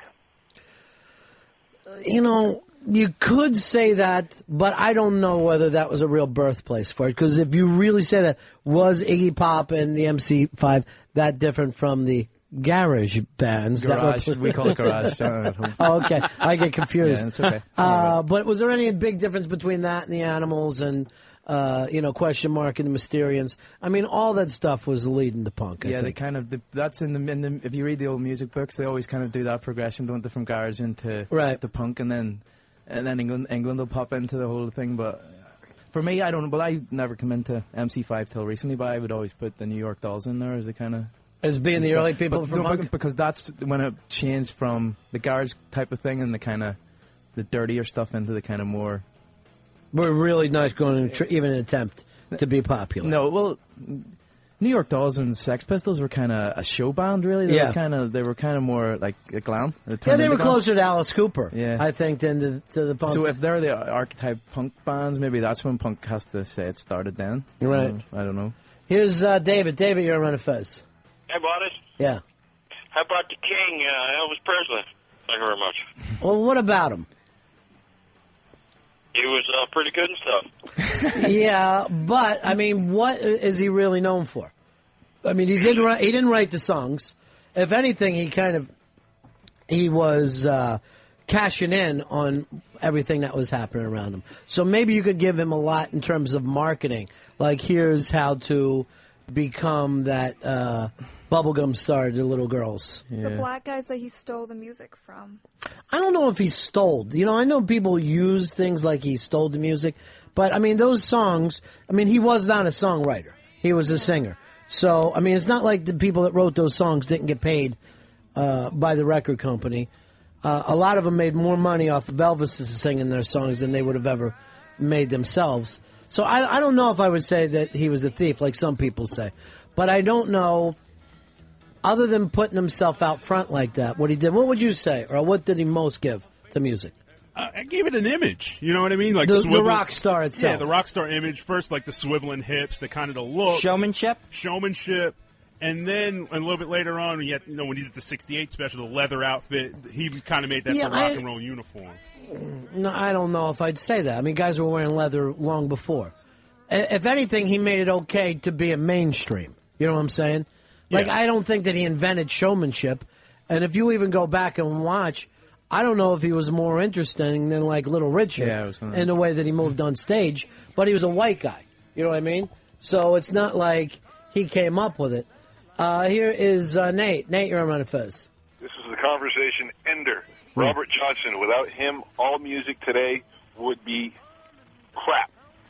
Well, the guy only recorded something like 18 songs. I would put him right at the start of kind of modern music. Robert Johnson is kind of, but if he wasn't in that genre, would that have been a big loss? I don't know. Blues would have still. He was the one that transcribed it into. Yeah, but he was the greatest of the blues, I think. See, I agree with you there. I think that just because you're good at something doesn't mean that you are responsible for what came after you. You know what I mean? So, yeah, the blues was still there without Robert Johnson. I think Eric Clapton and the Blues Breakers would have went back and found somebody if it wasn't Robert Johnson. And they did. They did Willie Dixon and all kinds of other people. Yeah, Earl. But I think Robert Johnson was the first guy to make the blues, like, poetry. You read the song; those songs is straight up poetry. I agree that he's great, but so are the other songs. It's not like he was it's not like there was nothing before them or even going on at the same time. And that whole idea, he wrote 29 songs, and all of them are standards. But did he write them all, or was he transcribed them, or he put them into music for the first time? Was that it's hard to say. Because of those early days, it's hard to say. Yeah. Because he was singing in Yonder Can over there, but what happened before? There's not even a lot of fucking history to that. Yeah. People don't know. But you got to admit, he was far better than anybody else doing that at the time. There's no question. And I suppose, has there ever been a performer as good as Robert Johnson? I'd say probably not for me. As a kind of Well, really, I only know him from, those studio recordings. I'm So talking about purely music. I don't mean any Yeah. kind of visual. I mean, as a musician, I think that he perfected the blues. I think for me. But wouldn't you love to have some live stuff to see what it was really like? Well, there's some second takes of some of those. The 29 songs. There's like outtakes of some of them. Yeah. And the way I don't know if he was improvising or he was kind of playing about with things, but they were pretty different. The direction he would go would be completely different. So I never heard these. So you've got two songs that are fairly different, even though they're kind of. Right. We know that the one that came out as a classic. All right, here's Bud. Bud, you're on Ron and Fez. Hey, what's up, fellas? Yeah. Hey, I think a big hole would be left without Ozzy. Well, Ozzy was really at the beginning of that whole metal thing, which has never went away. You could live without it. Means nothing. I'm sorry, it means nothing to me. Yeah. Nothing. Sorry. But you have to understand it is a genre of music that still exists to this day. Yeah. Yeah, but it's sort of past its heyday, hasn't it? Long time ago. Well, we could say the same thing about the blues. Well, yeah, you fair know. enough. Yeah, but I'm not talking about Robert. Well, Robert Johnson is still current to me, I think, because people go back and. So that my point is point. Yeah. Yeah, and there are still some kids who will like. I have a nephew who's 4 years old, fucking loves Ozzy for whatever reason. Picks up on it and he's like, "This is it for me." That's the way I was with Elvis when I was a kid. Like it's like the Catholic Church or something to me. I can't think back of and be critical of Elvis. I don't know. It's At any point. No. Well. Yeah, I mean, he was an asshole. He turned into a complete prick, and Right. But I think the songs, I just like the songs because they're so ingrained in me as a kid. You got to go to Graceland, bro. Oh fuck yeah! You got to go. The whole myth of Elvis means nothing to me. I quite like the kind of Elvis Americana crap. In Portland, there's like a Church of Elvis, Mhm. and it's just tat. It's horrible tat. So I like that kind of tasteless Elvis memorabilia. Here's Matt. Matt, you're on Ron and Fez. Yeah, I would think influence on Jimi Hendrix, how he just shred this guitar for like 9 minutes and just loving the music, and then developing more of the harder field by smashing the guitar and then lighting it on fire and just smoke weed and just love life. The thing, of course, with Hendrix, who I don't even know if kids pay any attention to now. Is there still a Hendrix thing for young people? Yeah, definitely. Is there? Absolutely. There's always going to be hippie kids. People are always going to like the Doors and Hendrix and stuff Yeah. like that. I think.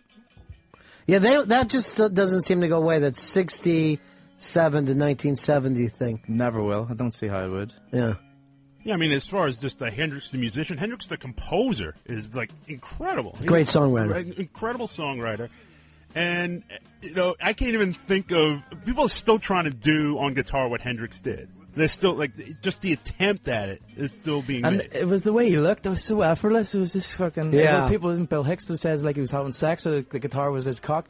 It's just, he was so fucking natural with it. It was unbelievable. It did look like he was connected to that guitar. And I don't know whether you've ever seen that before, where the person looked completely comfortable with their instrument, like it was growing out of his side. Or again, I mean, Clapton maybe, I think, Yeah. But has there ever been someone who connected with the instrument as much as Hendrix? Well, I don't if think you so. look at people who kind of cop his look, like a Steve Vai or something, or... All right, Stevie Ray Vaughan. Stevie Ray Has to Vaughan be. also. Well, I'd say Rory Gallagher. Rory I was gonna send Gallagher. you some clips of Rory. Yeah. Just the way he would pick it up and he would just make it. It was effortless and he would just make it sing. It was unbelievable. Here is... do we got the guys? Is that what we're working on here? I know Davey Mack is over. I just don't have any updates in this area, and Fez isn't getting any either. Here is Corey. Corey, you're on Fez. Hey, Ronnie. Yeah. Gotta say, Graham Parsons brought country rock to the forefront. Graham Parsons is one of those people that people love to bring up as if, like, I know something you don't. Graham Parsons. But he was the forerunner of, a lot of the Birds and Crosby, Stills, Nash and Young. And before that? Eagles, yeah.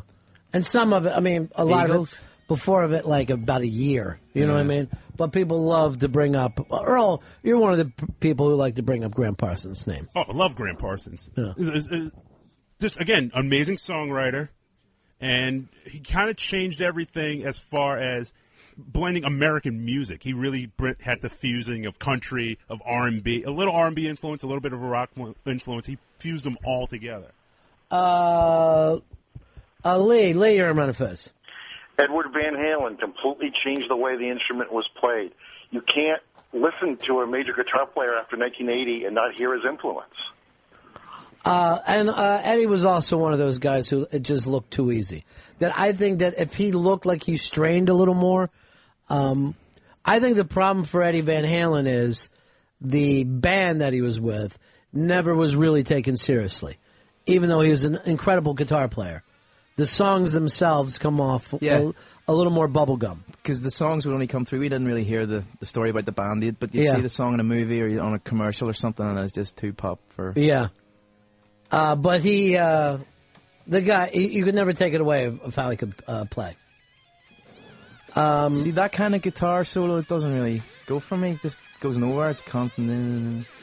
It's more like noise for you? It's not for me.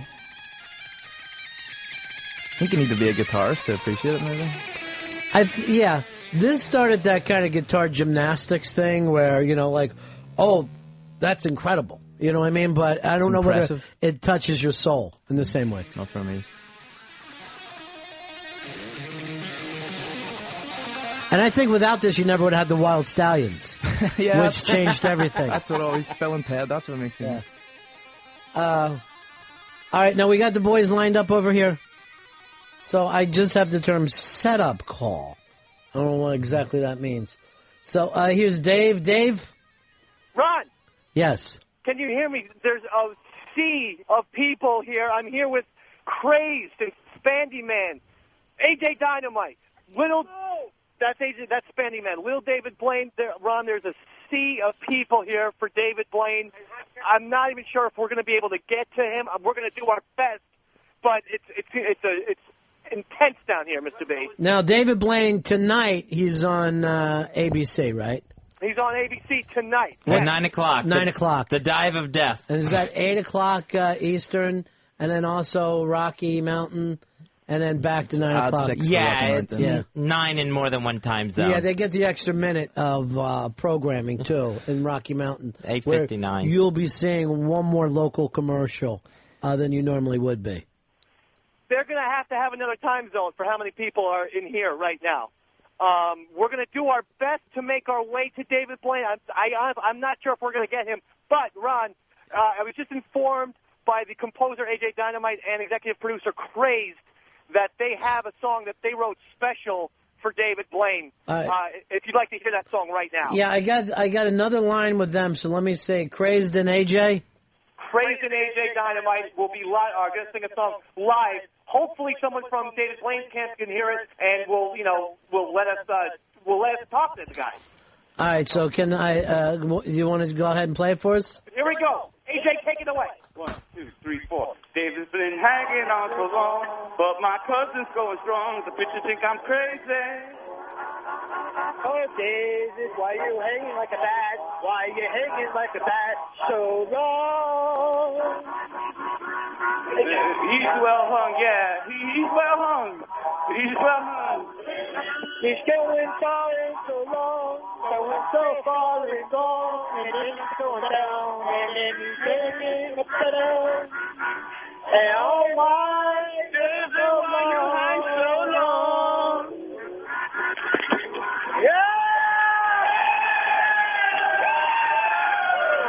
Okay.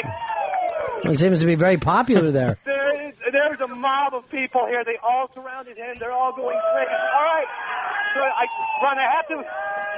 Ron, it's so loud over here. But so hopefully that message will get through to David Blaine. I don't know. I hope we get to talk to him. We might not.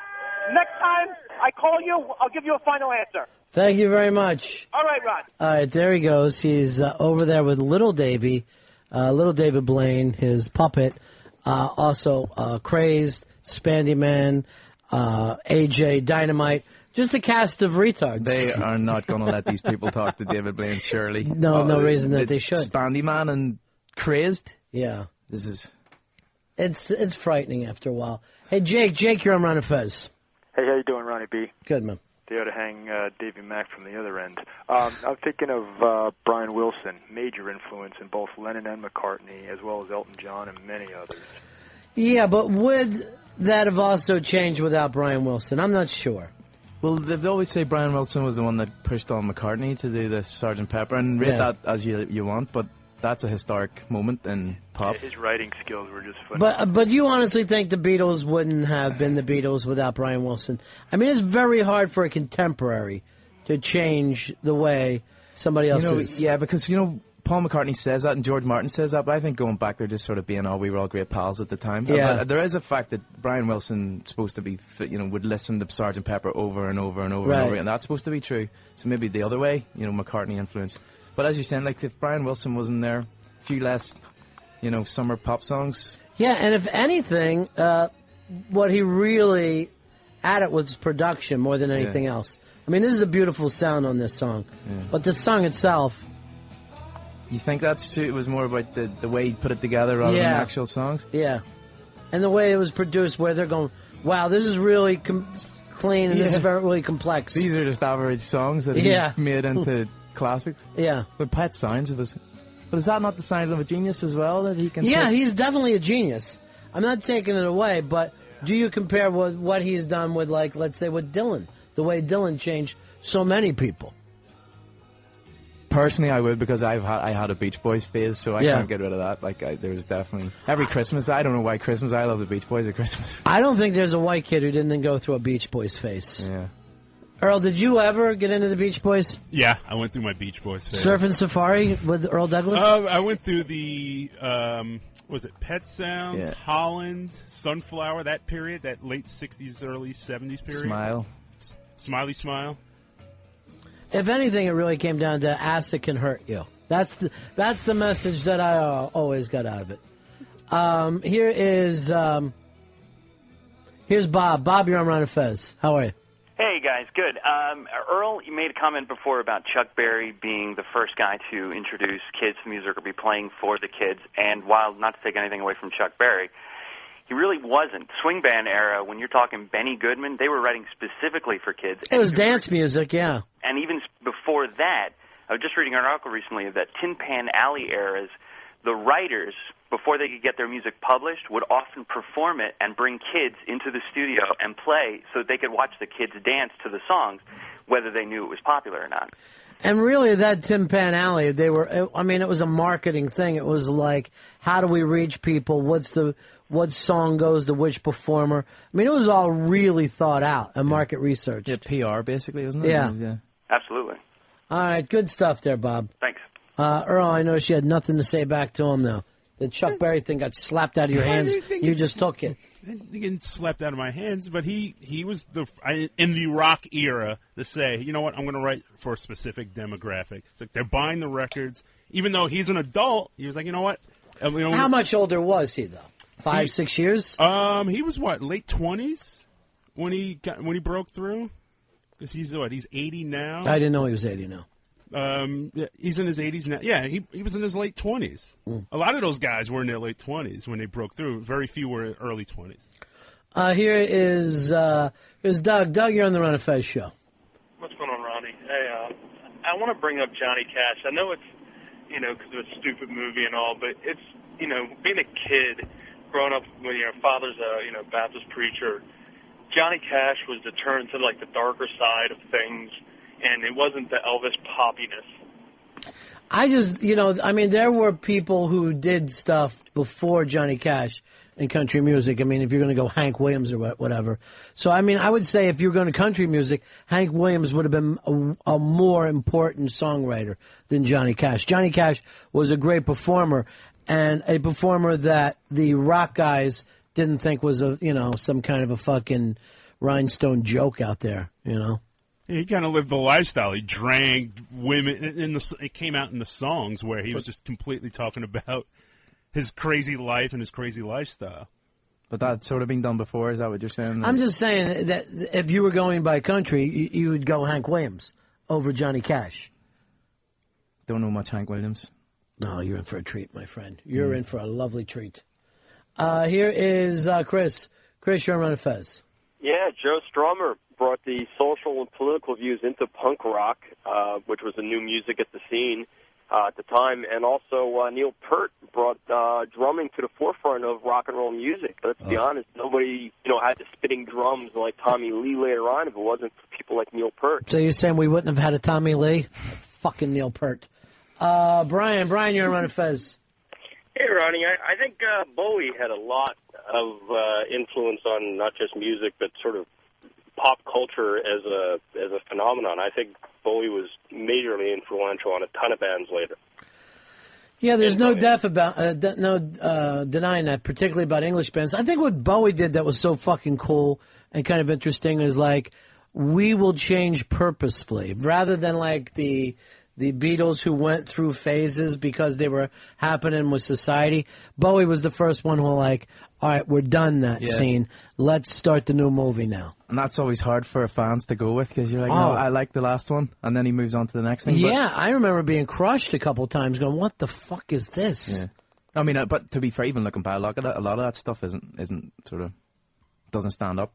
Well, it depends. I mean, there was a few, I was looking through, there's a lot of instrumental stuff on his later albums. I can't remember what they were now. Well, the 80s stuff for me in particular was really... Tin Men and that? Yeah. But I mean... But the Tin Machine, you mean? Tin Machine, right, okay. Yeah, but sometimes with bands, right, you need to go off in those places before you can come back, you know? Like, sometimes it's just transgressional stuff. But I know exactly what you're talking about. But you think of how many bands, right, that after the first, let's say, 3 or 4 albums, yeah, I got it. I don't need any more. Franz Ferdinand and Arctic Monkeys as well. That's our style of... I mean, if Aerosmith never would have made another song after 76, I think whatever they gave to music would have already been done. You know, the fact that they went on for a long time and kept the same sound, you know, that's good for them. It sells records, I suppose. Yeah, it sells records, but it doesn't exactly add anything to the art form. Coldplay doing exactly the same thing now. Yeah. I mean, that... And I do think Coldplay gets up in the morning and go, can we stay popular? What about Radiohead? The way they kind of reinvent a bit with the David Bowie thing? Absolutely. I was thinking if they were still doing what they were doing in Pablo Honey, the first album, no way people would still be making a big fuss as they paying are attention now. to them, yeah. So you got to make these actual changes. No, Earl? No, it's all about risk. You know, what great art isn't without risk, and that's why I love a Bowie and a Radiohead, and even to a degree a Pink Floyd, who kind of kept pushing that envelope musically as far as... All right, I mean, I'm going to do the same with Pink Floyd. I'll give them like 4 albums. Most people you can give 4 albums, and you're like... I haven't gone that as far as even 4 albums as Pink Floyd, you know, that deep. You know, Dark Side of the Moon, The Wall, bit... That's it for me. See, I'll throw in Wish You Were Here and Animals. Well, yeah, there's a few songs on that I like, but I don't know. I wouldn't put the whole album. It seems like too much of a big thing. A big operatic event in your life that day. You got to take a whole day and listen to a Pink Floyd album. Sometimes you're in the mood for that. Oh, yeah. Yeah, but, I mean, chemically. Yeah, then you're like, this next 6 hours, this is fucking tuned in. This is I will tell you this. Chemically, Pink Floyd might have saved my life more than once. Where I go, all right, I'm just going to I know things are going bad around here, so let's take it down to a Pink Floyd level, ride it out, and I bet at the end of these albums, I'll feel better. If I could just focus on these, I bet on the other side of it, I'll have a handle. Here is Ryan. Ryan, you're on Ron and Fez. Yeah, buddy, and for reasons of, I guess, inspiring other people, the Rolling Stones, man, because that's a common ground band, you know, country, rock, metal, everybody kind of likes the Rolling Stones, you know? Well, nobody's bought any of their albums in a long, long time. They're what we were talking about before. I think of not taking the risks, maybe in the later part. You know, they're still doing stuff that's pretty similar to their 80s stuff now. That new album, I was listening to it on the plane. I was like, I've heard this before. Right. You know, and it wasn't really going somewhere that... But that, like earlier saying that the Stones, that's the kind of band you would call the ultimate band. The ultimate rock and roll band for you, Earl? You got to put them up there as far as like great frontman, a great sidekick, great partner, guitarist, who can actually, when he had a voice, could sing. I mean, the whole image was there. The whole bad boy. They did invent that. The front man with the lead guitarist as being important, yeah. So from that point on, everybody tried to find their own Mick and Keith, whether it was Led Zeppelin, and that became what a rock and roll band was about, right there. Well, about the question we had at the start, who out of the Rolling Stones would have made the biggest negative effect on the genre of rock if they had disappeared? That would be Keith. You think? Yeah, probably. Keith is the fucking way a rock guitarist is supposed to look and act. He's the ultimate. Yeah.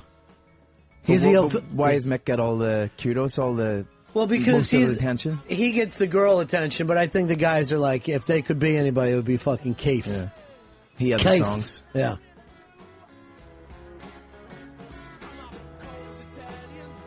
Here's Xavier. Xavier, you're on Ron and Fez. Ronnie, it's just simple. You go to any dorm room in the 80s, the 90s, nowadays, who do you see on the wall? Bob Marley, baby.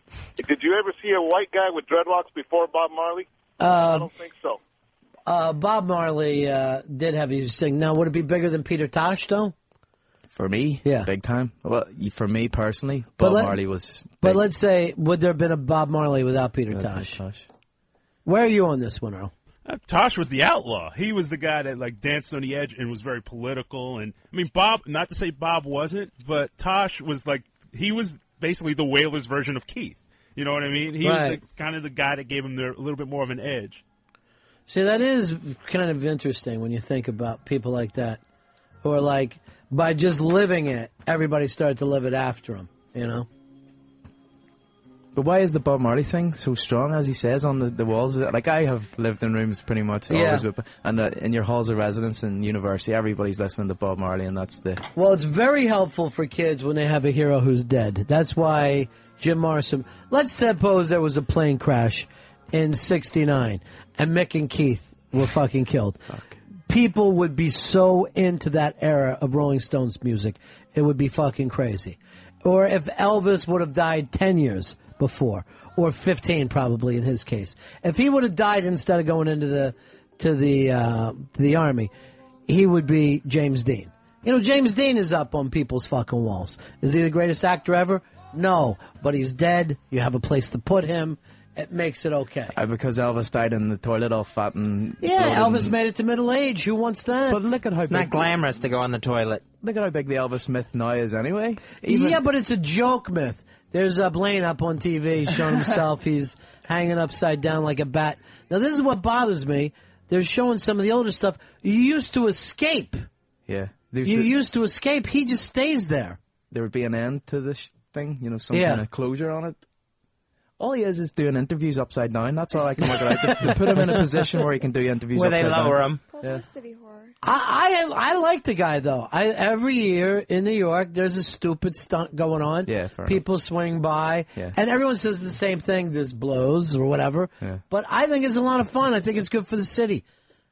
I think it's fun for everybody. Yeah, we'll look back and go, David Blaine, remember he was doing a lot of crazy he was the stuff maniac in that era. People also forget that, you know, now you look back at any, like Evel Knievel. They used to always say publicity whore with Evel Knievel. But now it's like, hey, wasn't that fun? Those were more innocent times. I think we've got Davey Mack on deck and ready to go. Needs a few minutes, he said. In a couple of minutes.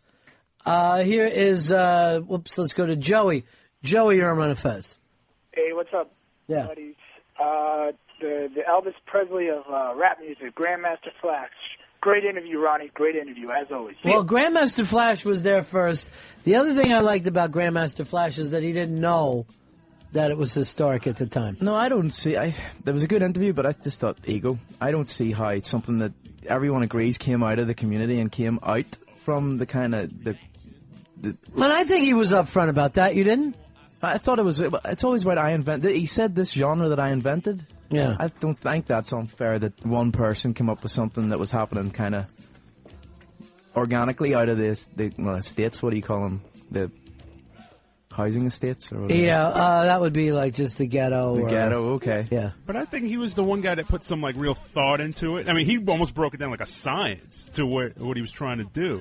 But those block parties and then the parties in the houses where they were using the breaks, and the guys that kind of started taking James Brown drum breaks and putting them into party music, those weren't just Grandmaster Flash. That's where that genre came from. Do you think that he took on too much of that for himself, Earl? I don't think so. Not at all. I mean, because we could say the same thing about Chuck Berry, that there were people using the three chords. I mean, you could go 10 years back before, and the rhythm and blues thing was there. But at some point, you have to say, here's where it came together and became known to people. And I do think you got to use Flash for that. Then that's kind of who got in the cool papers first, or who got on TV first. Right. Was that? And that is important. I mean, that is important for any idea to flourish. That somebody has to take it outside of the project. Somebody has to take it outside and say to the people of the world, here's what we're doing. You know what I mean? The same way that you could say, well, the Beatles were one of, 15, 20 bands that were playing the Cavern, But somebody had to step up and say, we're the fucking, we're the ones. This starts now. No, Earl? Yes? I think he took it out of the borough. It was mainly a Bronx thing. He took it out to Manhattan, to lower Manhattan. He exposed it to white kids. He exposed it to... But that's another thing of Elvis was the first to expose to the white kids. Right. Does that, and Eminem, is that really inventing the genre if you're the first guy on MTV with that style of music? But if you're the first guy to take it to that next level, to make it an international thing, he was the first guy to go overseas. To make money on it? Yeah, you were saying success is important, and I think Mooch is looking at the artistic merit of it.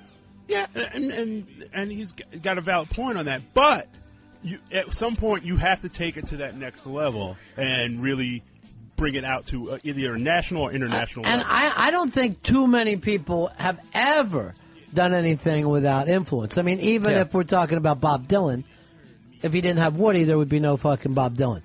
At some point, it does have to be exposed to people. And normally people get mad at whoever is the one, there's always a certain backlash against people who, are the ones that get the cash coming in their way. You know why I don't like Grandmaster Flash? Because one time he came to Belfast and he was going on about how Biggie and Tupac and lets everybody have a moment of silence for Biggie and Tupac. Yeah. And that everyone just started booing him and they weren't very happy with it. Why didn't they want to have a moment of silence? I don't really know. I think nobody really cared. It was a few years after and we were kind of like, fuck, we don't really care about that. And then he started getting annoyed.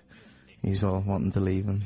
He rightly so called us like fucking animals. He's like, yeah, you animals can't even give a moment of respect for my friends, I'm going to leave. And there was nearly a bit of a riot. As there always is, any night out in Belfast. But that's the old thing, yeah, you like something and you like the music and you pay money to go see it, and then if you don't like me, fuck that guy, he's a prick. Yeah, there's been people I've turned on. Yeah. Just mid-show. Fuck this guy. Chris, you're Ron and Fez.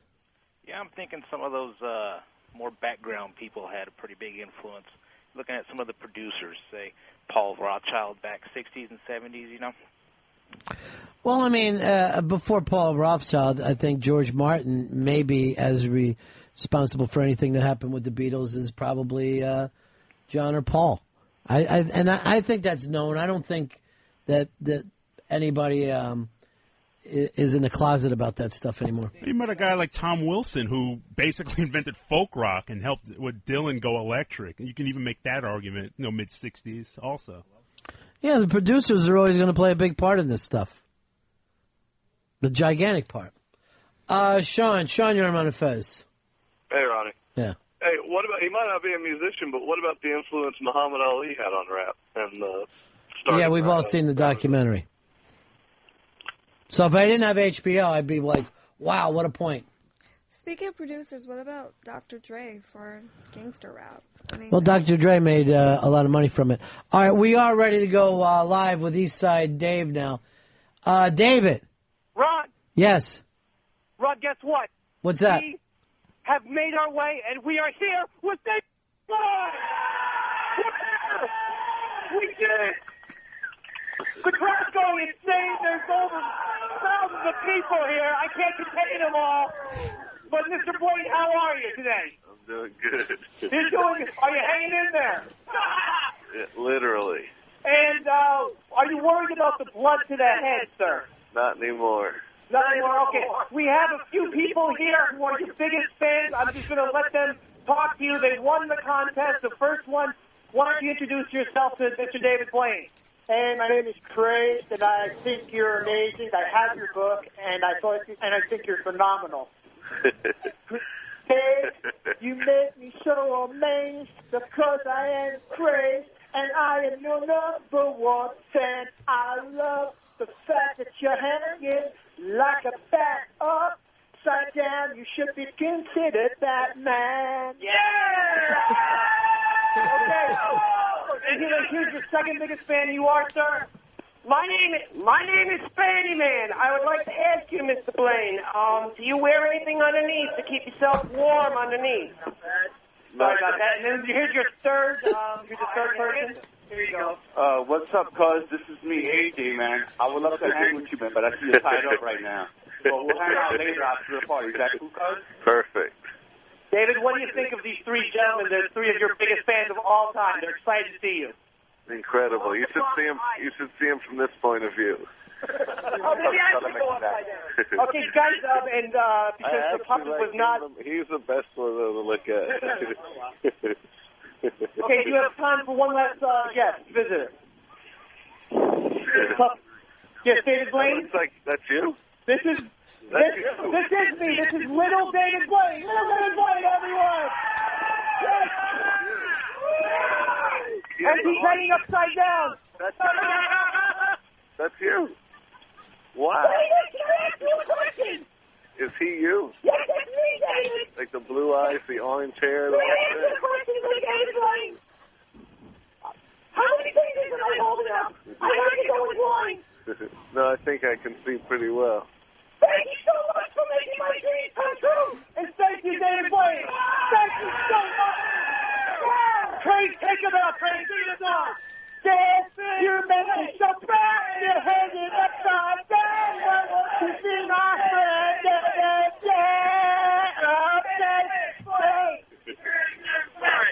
Everyone quiet. David wants to speak. Everyone quiet. David wants to speak. David. Thank you for that entertaining show, and you should all perform again tonight. Yeah! Live at Woman Rink, 9 to 11. See you guys there. All right. You're the best. Thanks for your time, Mr. Wait. Take us this way. Wow, what a clusterfuck from the Woman Rink. David Blaine hanging upside down, forced to meet a cast of mental defectives. He's going to think that, yes, blood vessels have just burst in his brain, and that's why he's seeing these things. Is that you? Is that you? Little David Blaine was just pushed off to the side as we went through weirdo after weirdo. Yeah, and David Blaine, who's hanging upside down, has to look at Craze's eyes and wonder who's are bugging out more. We'll break. Back, Ron and Fez. Ronnie B, SW, Ron and Fez. Hey, what happened? As you know, back in 1970, I started on a series called What Happened? And every time something would go wrong, I would look at the camera and say, hey, what happened? And I believe I was the first one to use the phrase, I don't think so. Ron and Fez show. Jonathan, you're on the Ron and Fez show.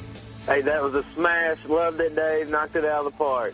Well, Davey Mack, he did get David Blaine on the air, and he did introduce David Blaine to Crazed, which was a long time coming. I'd like to start doing stuff, Fezzy, called Dave McDonald interviews, where we just take some of the best of Dave McDonald interviews, like the David Blaine one, for instance. Sure. And, start to now, it has to go a little longer, and he might occasionally want to ask a question rather than just tell statements to the guest and then let people perform for him. And then just keep introducing him to other people that happen to be around. Yeah, the contest winners. Yeah, as he tried to put it over, these are lucky contest winners. Well, that's something that we could maybe do on the weekends here on 202 or on our news station, which is Sirius 197. Sirius 197. As we're going to be part of the Best of Both programs, the 202 programming will be now heard on Sirius 197 as part of the Best of Both. I just hope O&A sign this deal. Do you need me in it? Do you need the negotiator to step in between the two groups and work this out? It may be necessary because I know it's coming down to crunch time. Well, like I like to say to Jeremy Coleman, either your signature or your brains are going on that contract. It doesn't matter to me. One way or the other, I'm getting something on this contract. 197 sound okay with you, Earl? Sounds very okay with me. You don't want to be a little closer? Further down the dial? I noticed that they keep us way up at one end of the dial. Yeah, but it rolls right off the tongue. It's easy to remember. 197 and rolls off the tongue? It works for me because it's my weight. All right, Ron and Fez, 866 Ron 0 Fez, 866 Ron 0 Fez. Apparently, Fez, President Bush will be speaking tonight at 9 o'clock, right after Jay Moore's new show. Yeah, Jay Moore's new show, Gary Unmarried, on 8:30 in the Eastern Standard Time, 7:30 Central on CBS, right after the New Adventures of Old Christine. But Bush will be finally getting to speak directly to the American people and let us know what we think about this. So apparently, I don't know whether he's going to pitch the $700 billion thing, or he's not the type of president that ever makes you feel good in a panicky situation. In fact, I think maybe it goes just the opposite. Now's the time to panic. And maybe the key to this Wall Street crisis will be to invade North Korea or Iran. Because if they're not with us, they're against us. Davey Mack on his way back here with the group, with the gang. What do you think of him, Earl? Did you think that's how we want to present ourselves to ABC? I think we could have been a little bit more, I guess, a little more formal. It was very informal. I think if we had two less retards, I think any two of the less retards would have been very, very helpful. But that's me. I'm old school. I go from a less retard part of the thing. I know the kids like the zanies. I think that's fun for everybody today. Now, Sarah Palin made this little faux pas the other day when she was talking about the ticket. She, of course, is running on the John McCain ticket, but this is what she had to say. Our family knows that the best way to help small business is to take less from them and leave more for them so that they can expand and jobs can then be created. That's exactly what we're going to do in a Palin and McCain administration. So a little faux pas there. You're not supposed to put yourself above the president.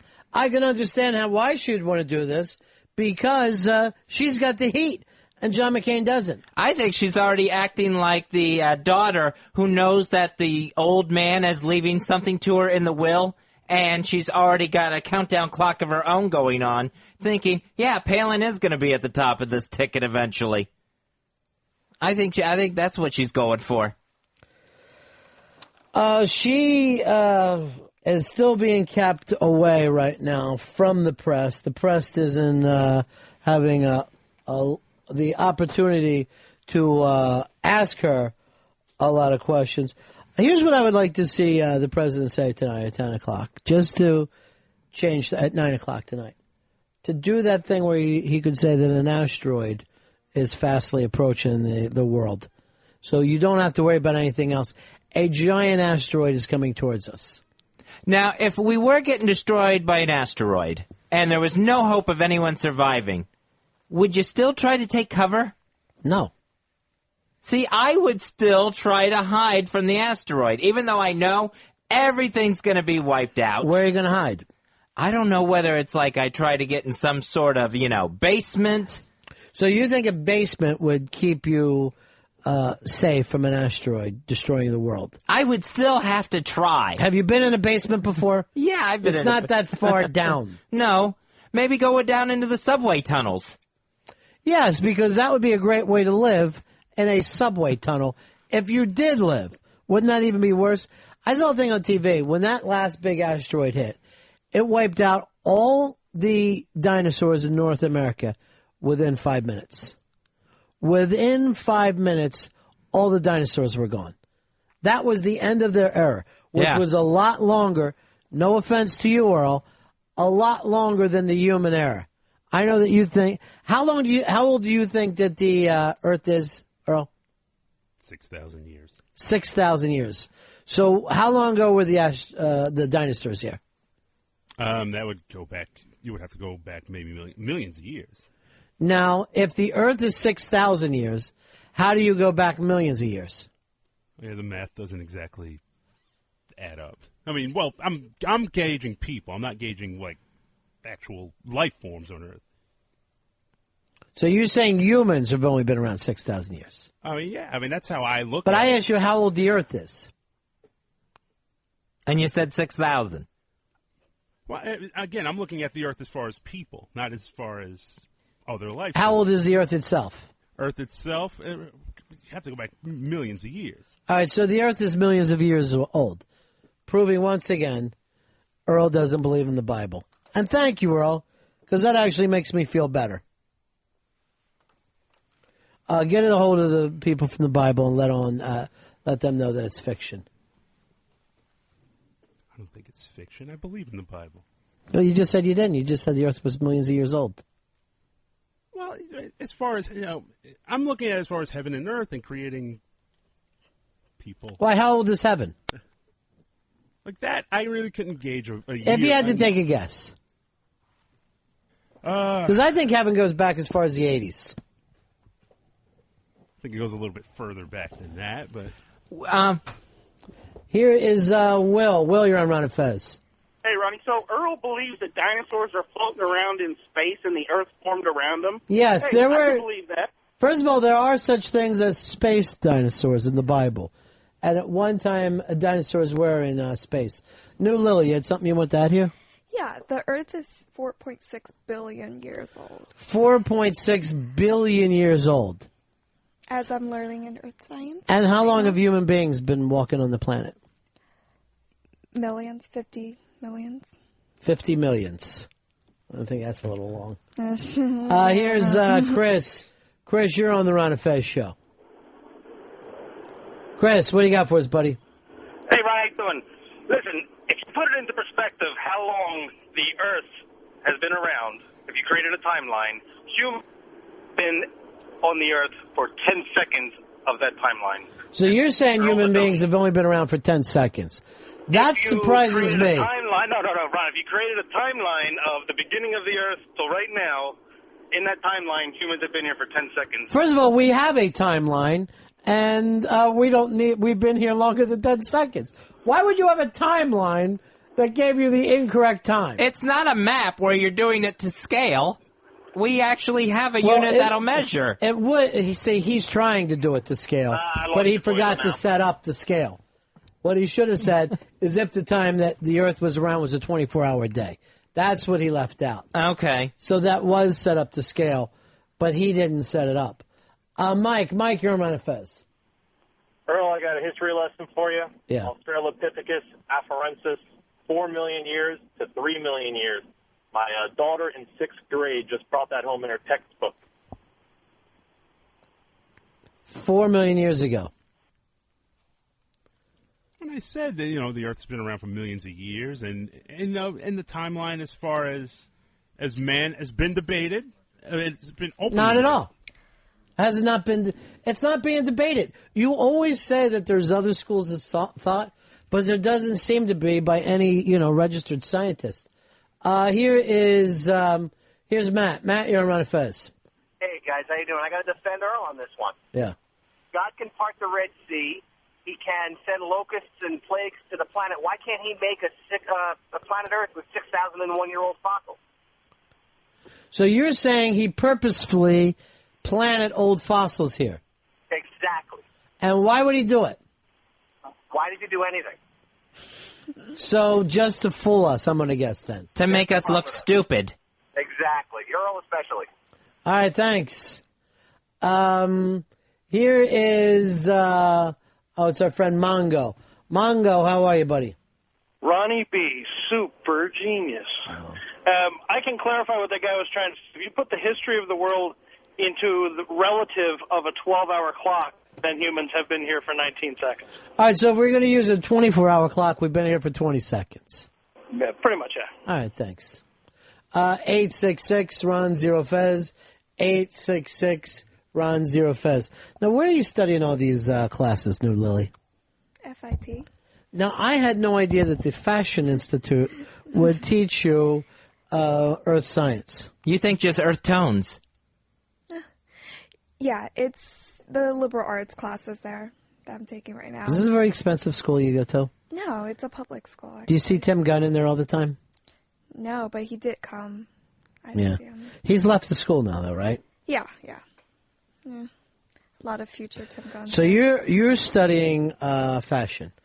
You know I invented smoke pants. Yes. And that is smoke. I joined the Facebook group, People for Smoke Pants. Oh, I didn't know there was one. Yes. Who starts these Facebooks all the time? Thousands of fans on there. Is that right? Yeah. I don't even know how these things get going. Davey Mack and the boys are back.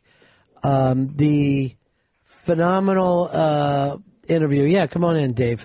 The phenomenal interview of David Blaine took place a little while ago. What'd you do, run back here? Yeah. How come? It was like a scene out of the Dream Team. Crazy people skipping lights. We made his day so much so that they said Really? if they don't use this footage on ABC tonight, Yeah. they will use the footage in his personal video that he'll be done. They said it was the best interview that any media outlet's given him. Well, there's no reason that it wouldn't be. You didn't let him speak. And He wasn't speaking. He was just looking. We had plenty of pause time. Yeah. And he was just so this talking. does prove that AJ Dynamite is his cousin. I think so. Because I heard AJ call him cuz. He said cuz twice. Yeah. And David Blaine said no. He kind of looked at him, and he was just so. And then Did David Blaine acknowledge him as being a cousin? I think he did. Yeah, I think okay. he did.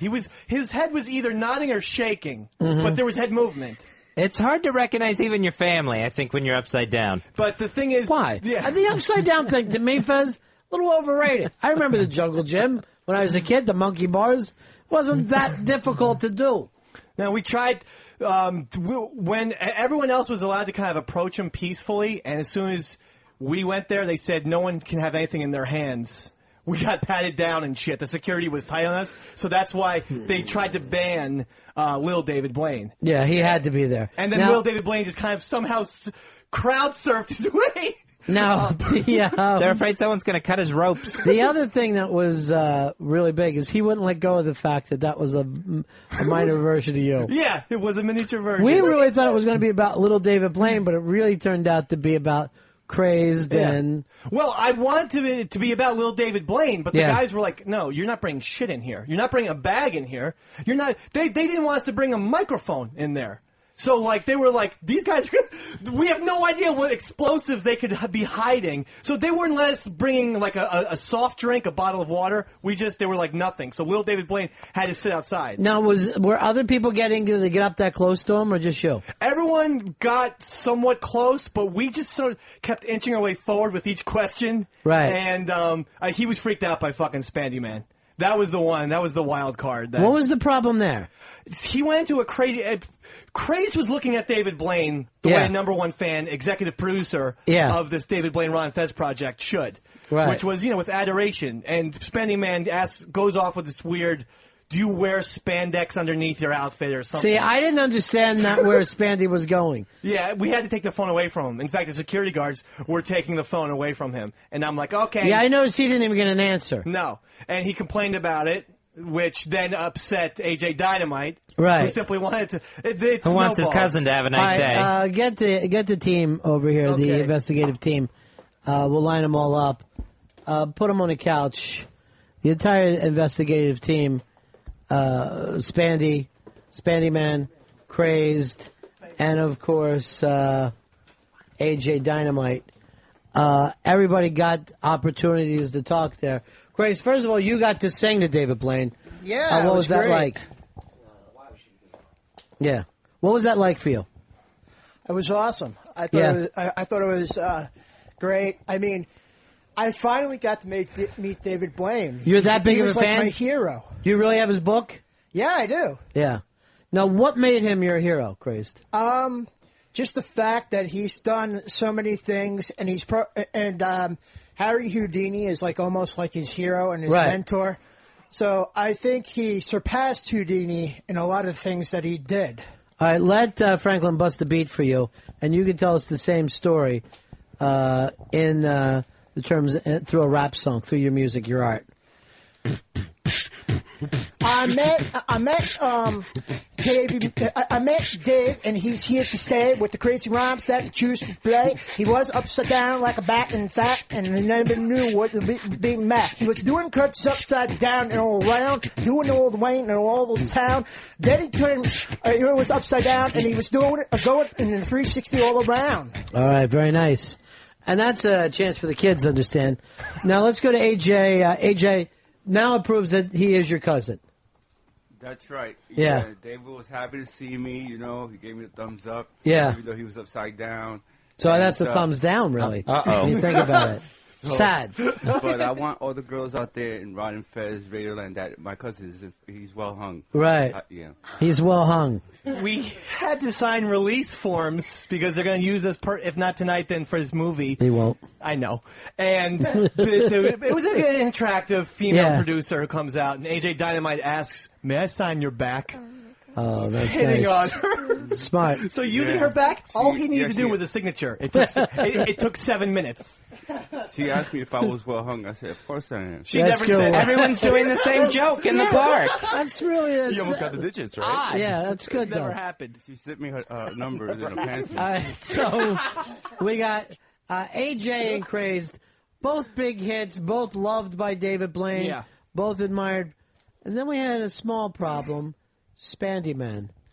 I was actually asking a legitimate question. If he's wearing anything underneath, for the cold weather. And Did you want to hear I got cut spandex? off.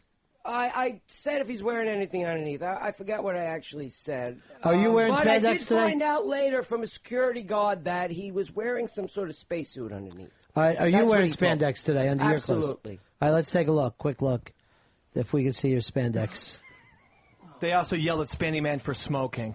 Well, no, I went up. Another fan was smoke. I whatever. Yeah, why can't people smoke? Because it's a public place. Keep it Right. cheap. Because there were propane tanks right behind us. Now, Spandy, you like to be in spandex at all time? Yeah, most of the time. You like the way it feels against your body? Absolutely, and it helps me move better because pants are very restricting. So is it a sexual thing for you? Probably both. Yeah. I started when I started riding bicycles. I started in like 1987. They'd be like, "Oh, Yeah. check out these shorts," and I was like, "Oh, all right," and I haven't stopped since. Now, Spandy Man, we get along well with you. We thought you did great when you Thank stopped you. in here the other day. Some people, I found this out, and I didn't know this till after the fact, you don't get along with so well. But those are people that I guess I don't want to be friends with. Well, what about Dave's wife, Casey? Are you friends with I her? never did a damn thing to her. She just Yeah. doesn't like my voice or my attitude. That's No, all. from what I understand, she blocks you so you can't even see her on Pal Talk? Yeah. What's that feel? I mean, that's got to be rough. It sucks, but ask Seth. He's blocked more. Yeah. Crazed. See, I'm not a crazy pervert and trying to bother the woman. Right. Like the girl that was in here before with Sheepy, he seemed to have harassed, and that's why he got thrown out of Ron and Fez showroom. Oh, that was by, crazed? Miss Happy Typing Girl. I didn't. Well, the thing was, I'll say hi to anybody. You're the know? best that way. And even if they don't like, Do you know that But you Sheepy learn left the us difference. Are you kidding? Sheepy left us mad because he didn't like the way he was treated today. Oh, And, Why? Because you made fun of him saying shit instead of sit? Yeah, and he did not even say goodbye to us. Aw. I caught him down at the elevators. So his whole thing is he wanted to come in and take over, show off in front of the girl. I invite him in, but right away he starts telling me where everybody should be sitting. Yeah. I'm just like, then go sit over there.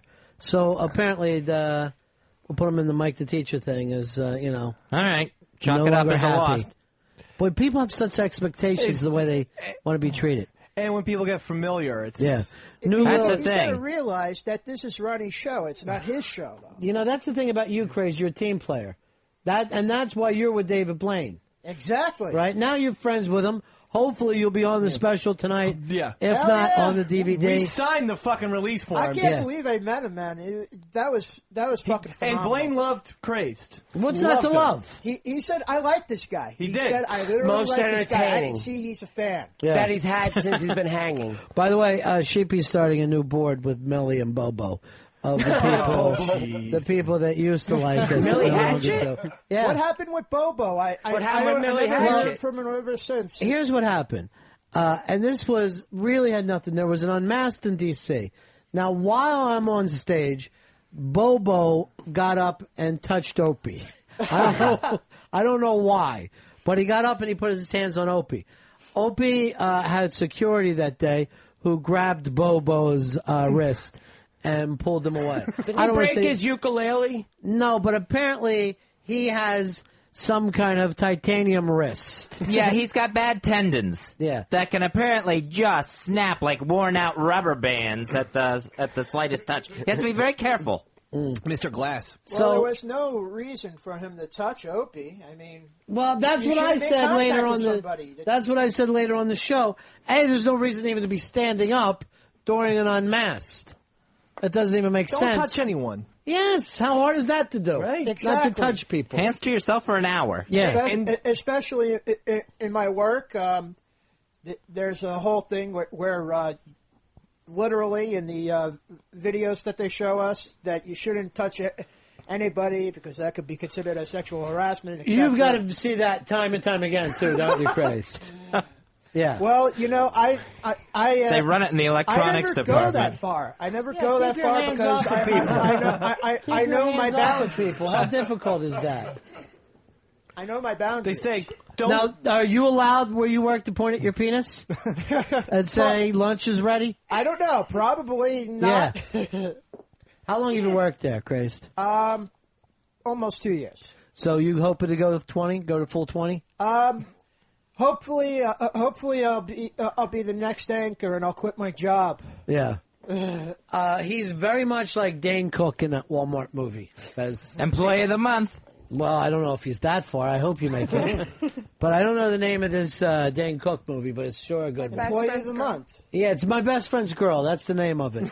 And in My Best Friend's Girl, he tries to work the cash register better than anyone. That's an exciting thing because I'm like, who's the faster at the cash register? Who's going to win this? The guy from Punk'd or Dane Cook?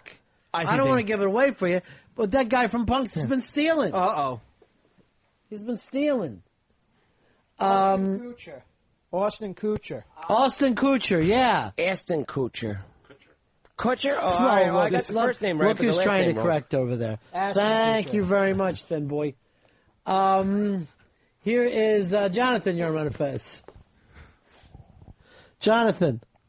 Hey, yeah, sorry to go back to earlier, but Earl had it easy out there. The devil will put the bones there and make it look like it was, 10 million years ago instead of, 6,000.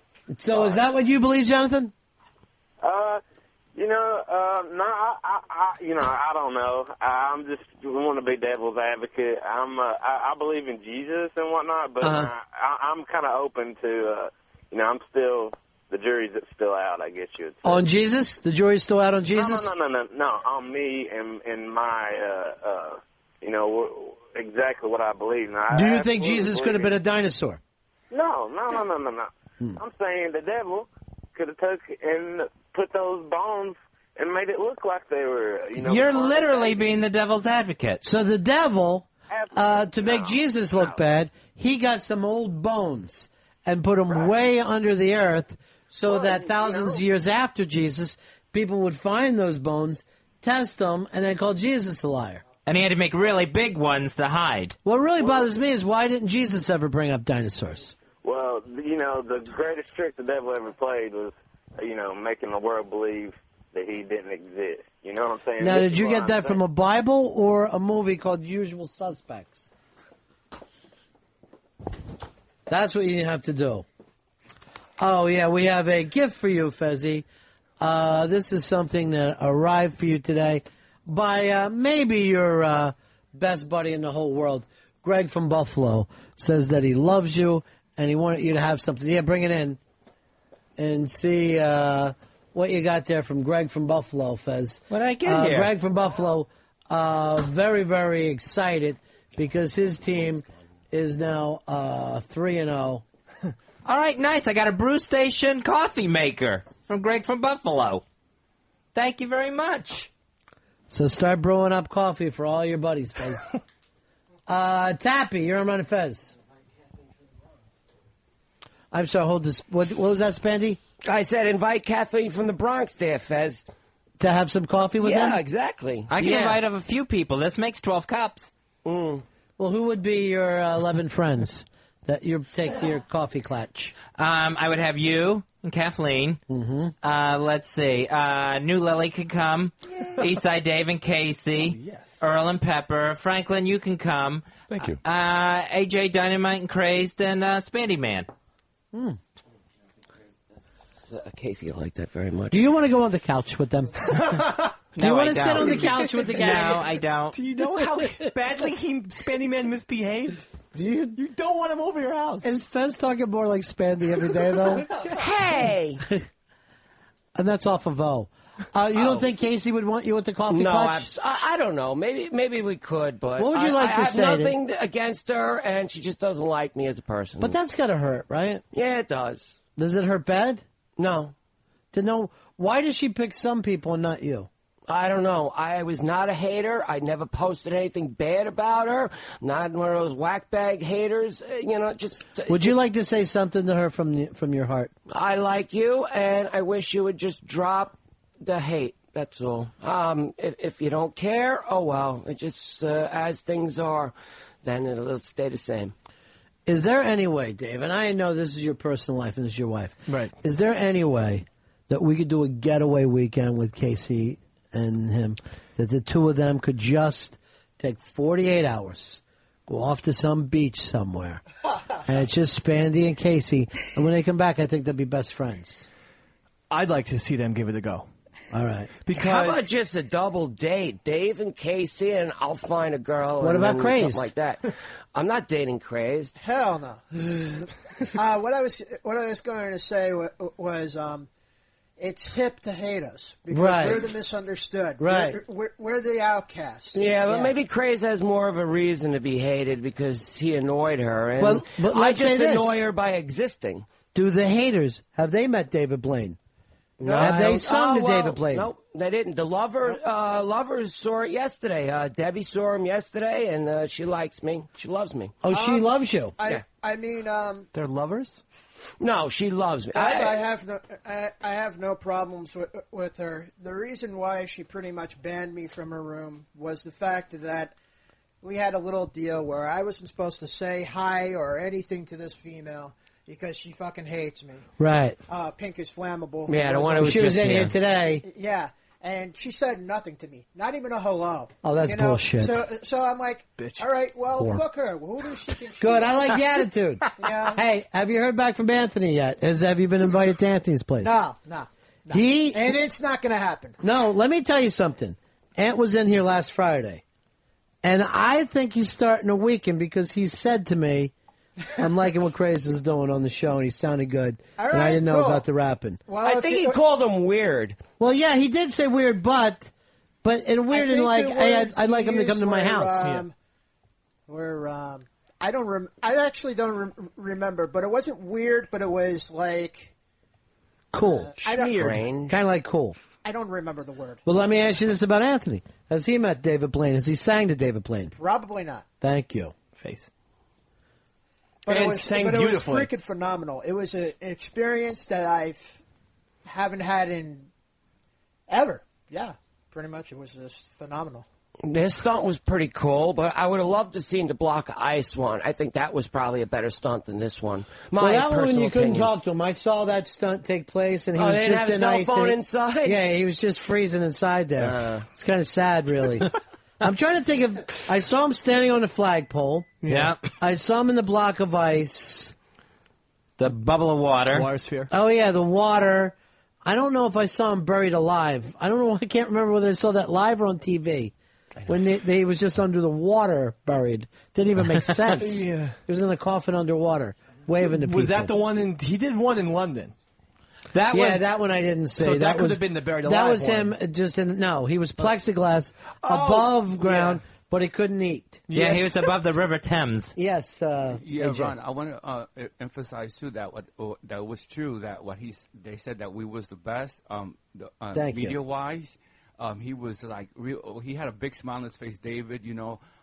You go way back with him too, And since you childhood. know, all the girls have big smiles on their faces. It's like there was something Like they were about ready us. to fuck. Like we brung some Yeah. You know. Like big swinging cock ready to rock this thing. The amount of magic that AJ Dynamite showed to his yeah. girl producers was And I'm insane. told- I heard the place going crazy for you guys. They were going nuts. And we didn't know these fucking people. Right. Now, with all the UN people in, should you be taking your cast of characters out there? I think that's the next move. Yeah. I mean, if we can breach peace with David Blaine, Yeah. why can't we with Africa, the Middle East, and I- whoever else is in the UN? You're just generalizing. I know the countries, yeah. The- Okay. and other people from Earth. I forgot specific countries. I want to ask you, Spandex man, do you like big tits or small tits? Big tits. Because I'm a fat guy, so if I'm going to go out with a girl, I'm going to figure that she's got to be Craig, same question. big, you know, and I don't want to go out with a flatzo. Craig, same question. 36C all the way. 36C all the way. 36C is the perfect size, I think. What if she's 9 feet tall? You're about there. She's not going to live long. She's 9 feet tall. 9 feet tall? Then she's a freak, and I don't know. She don't want that. probably would No be time for hanging that. out with the baboons. All right, so They'll be good at the UN.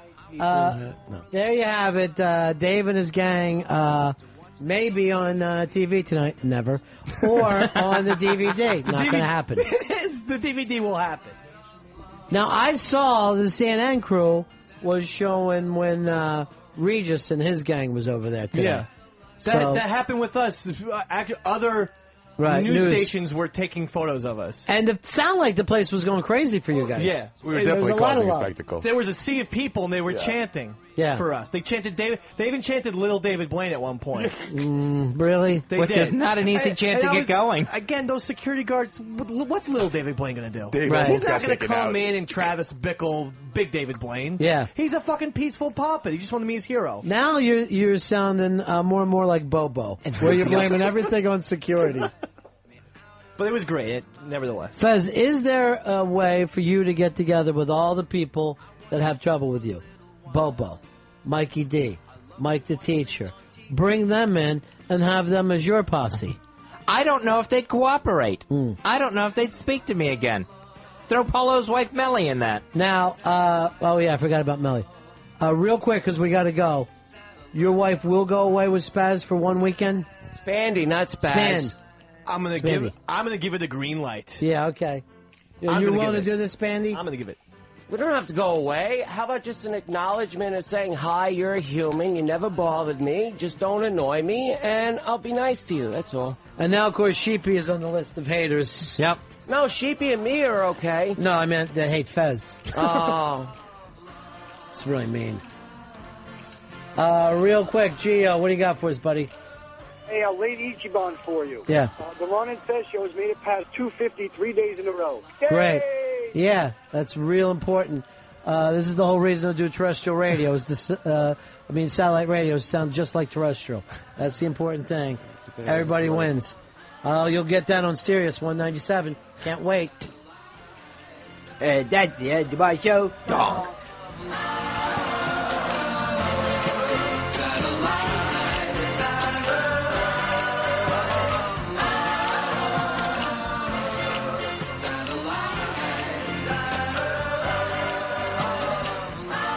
Ron Bennington, Fez Watley, Ron and Fez.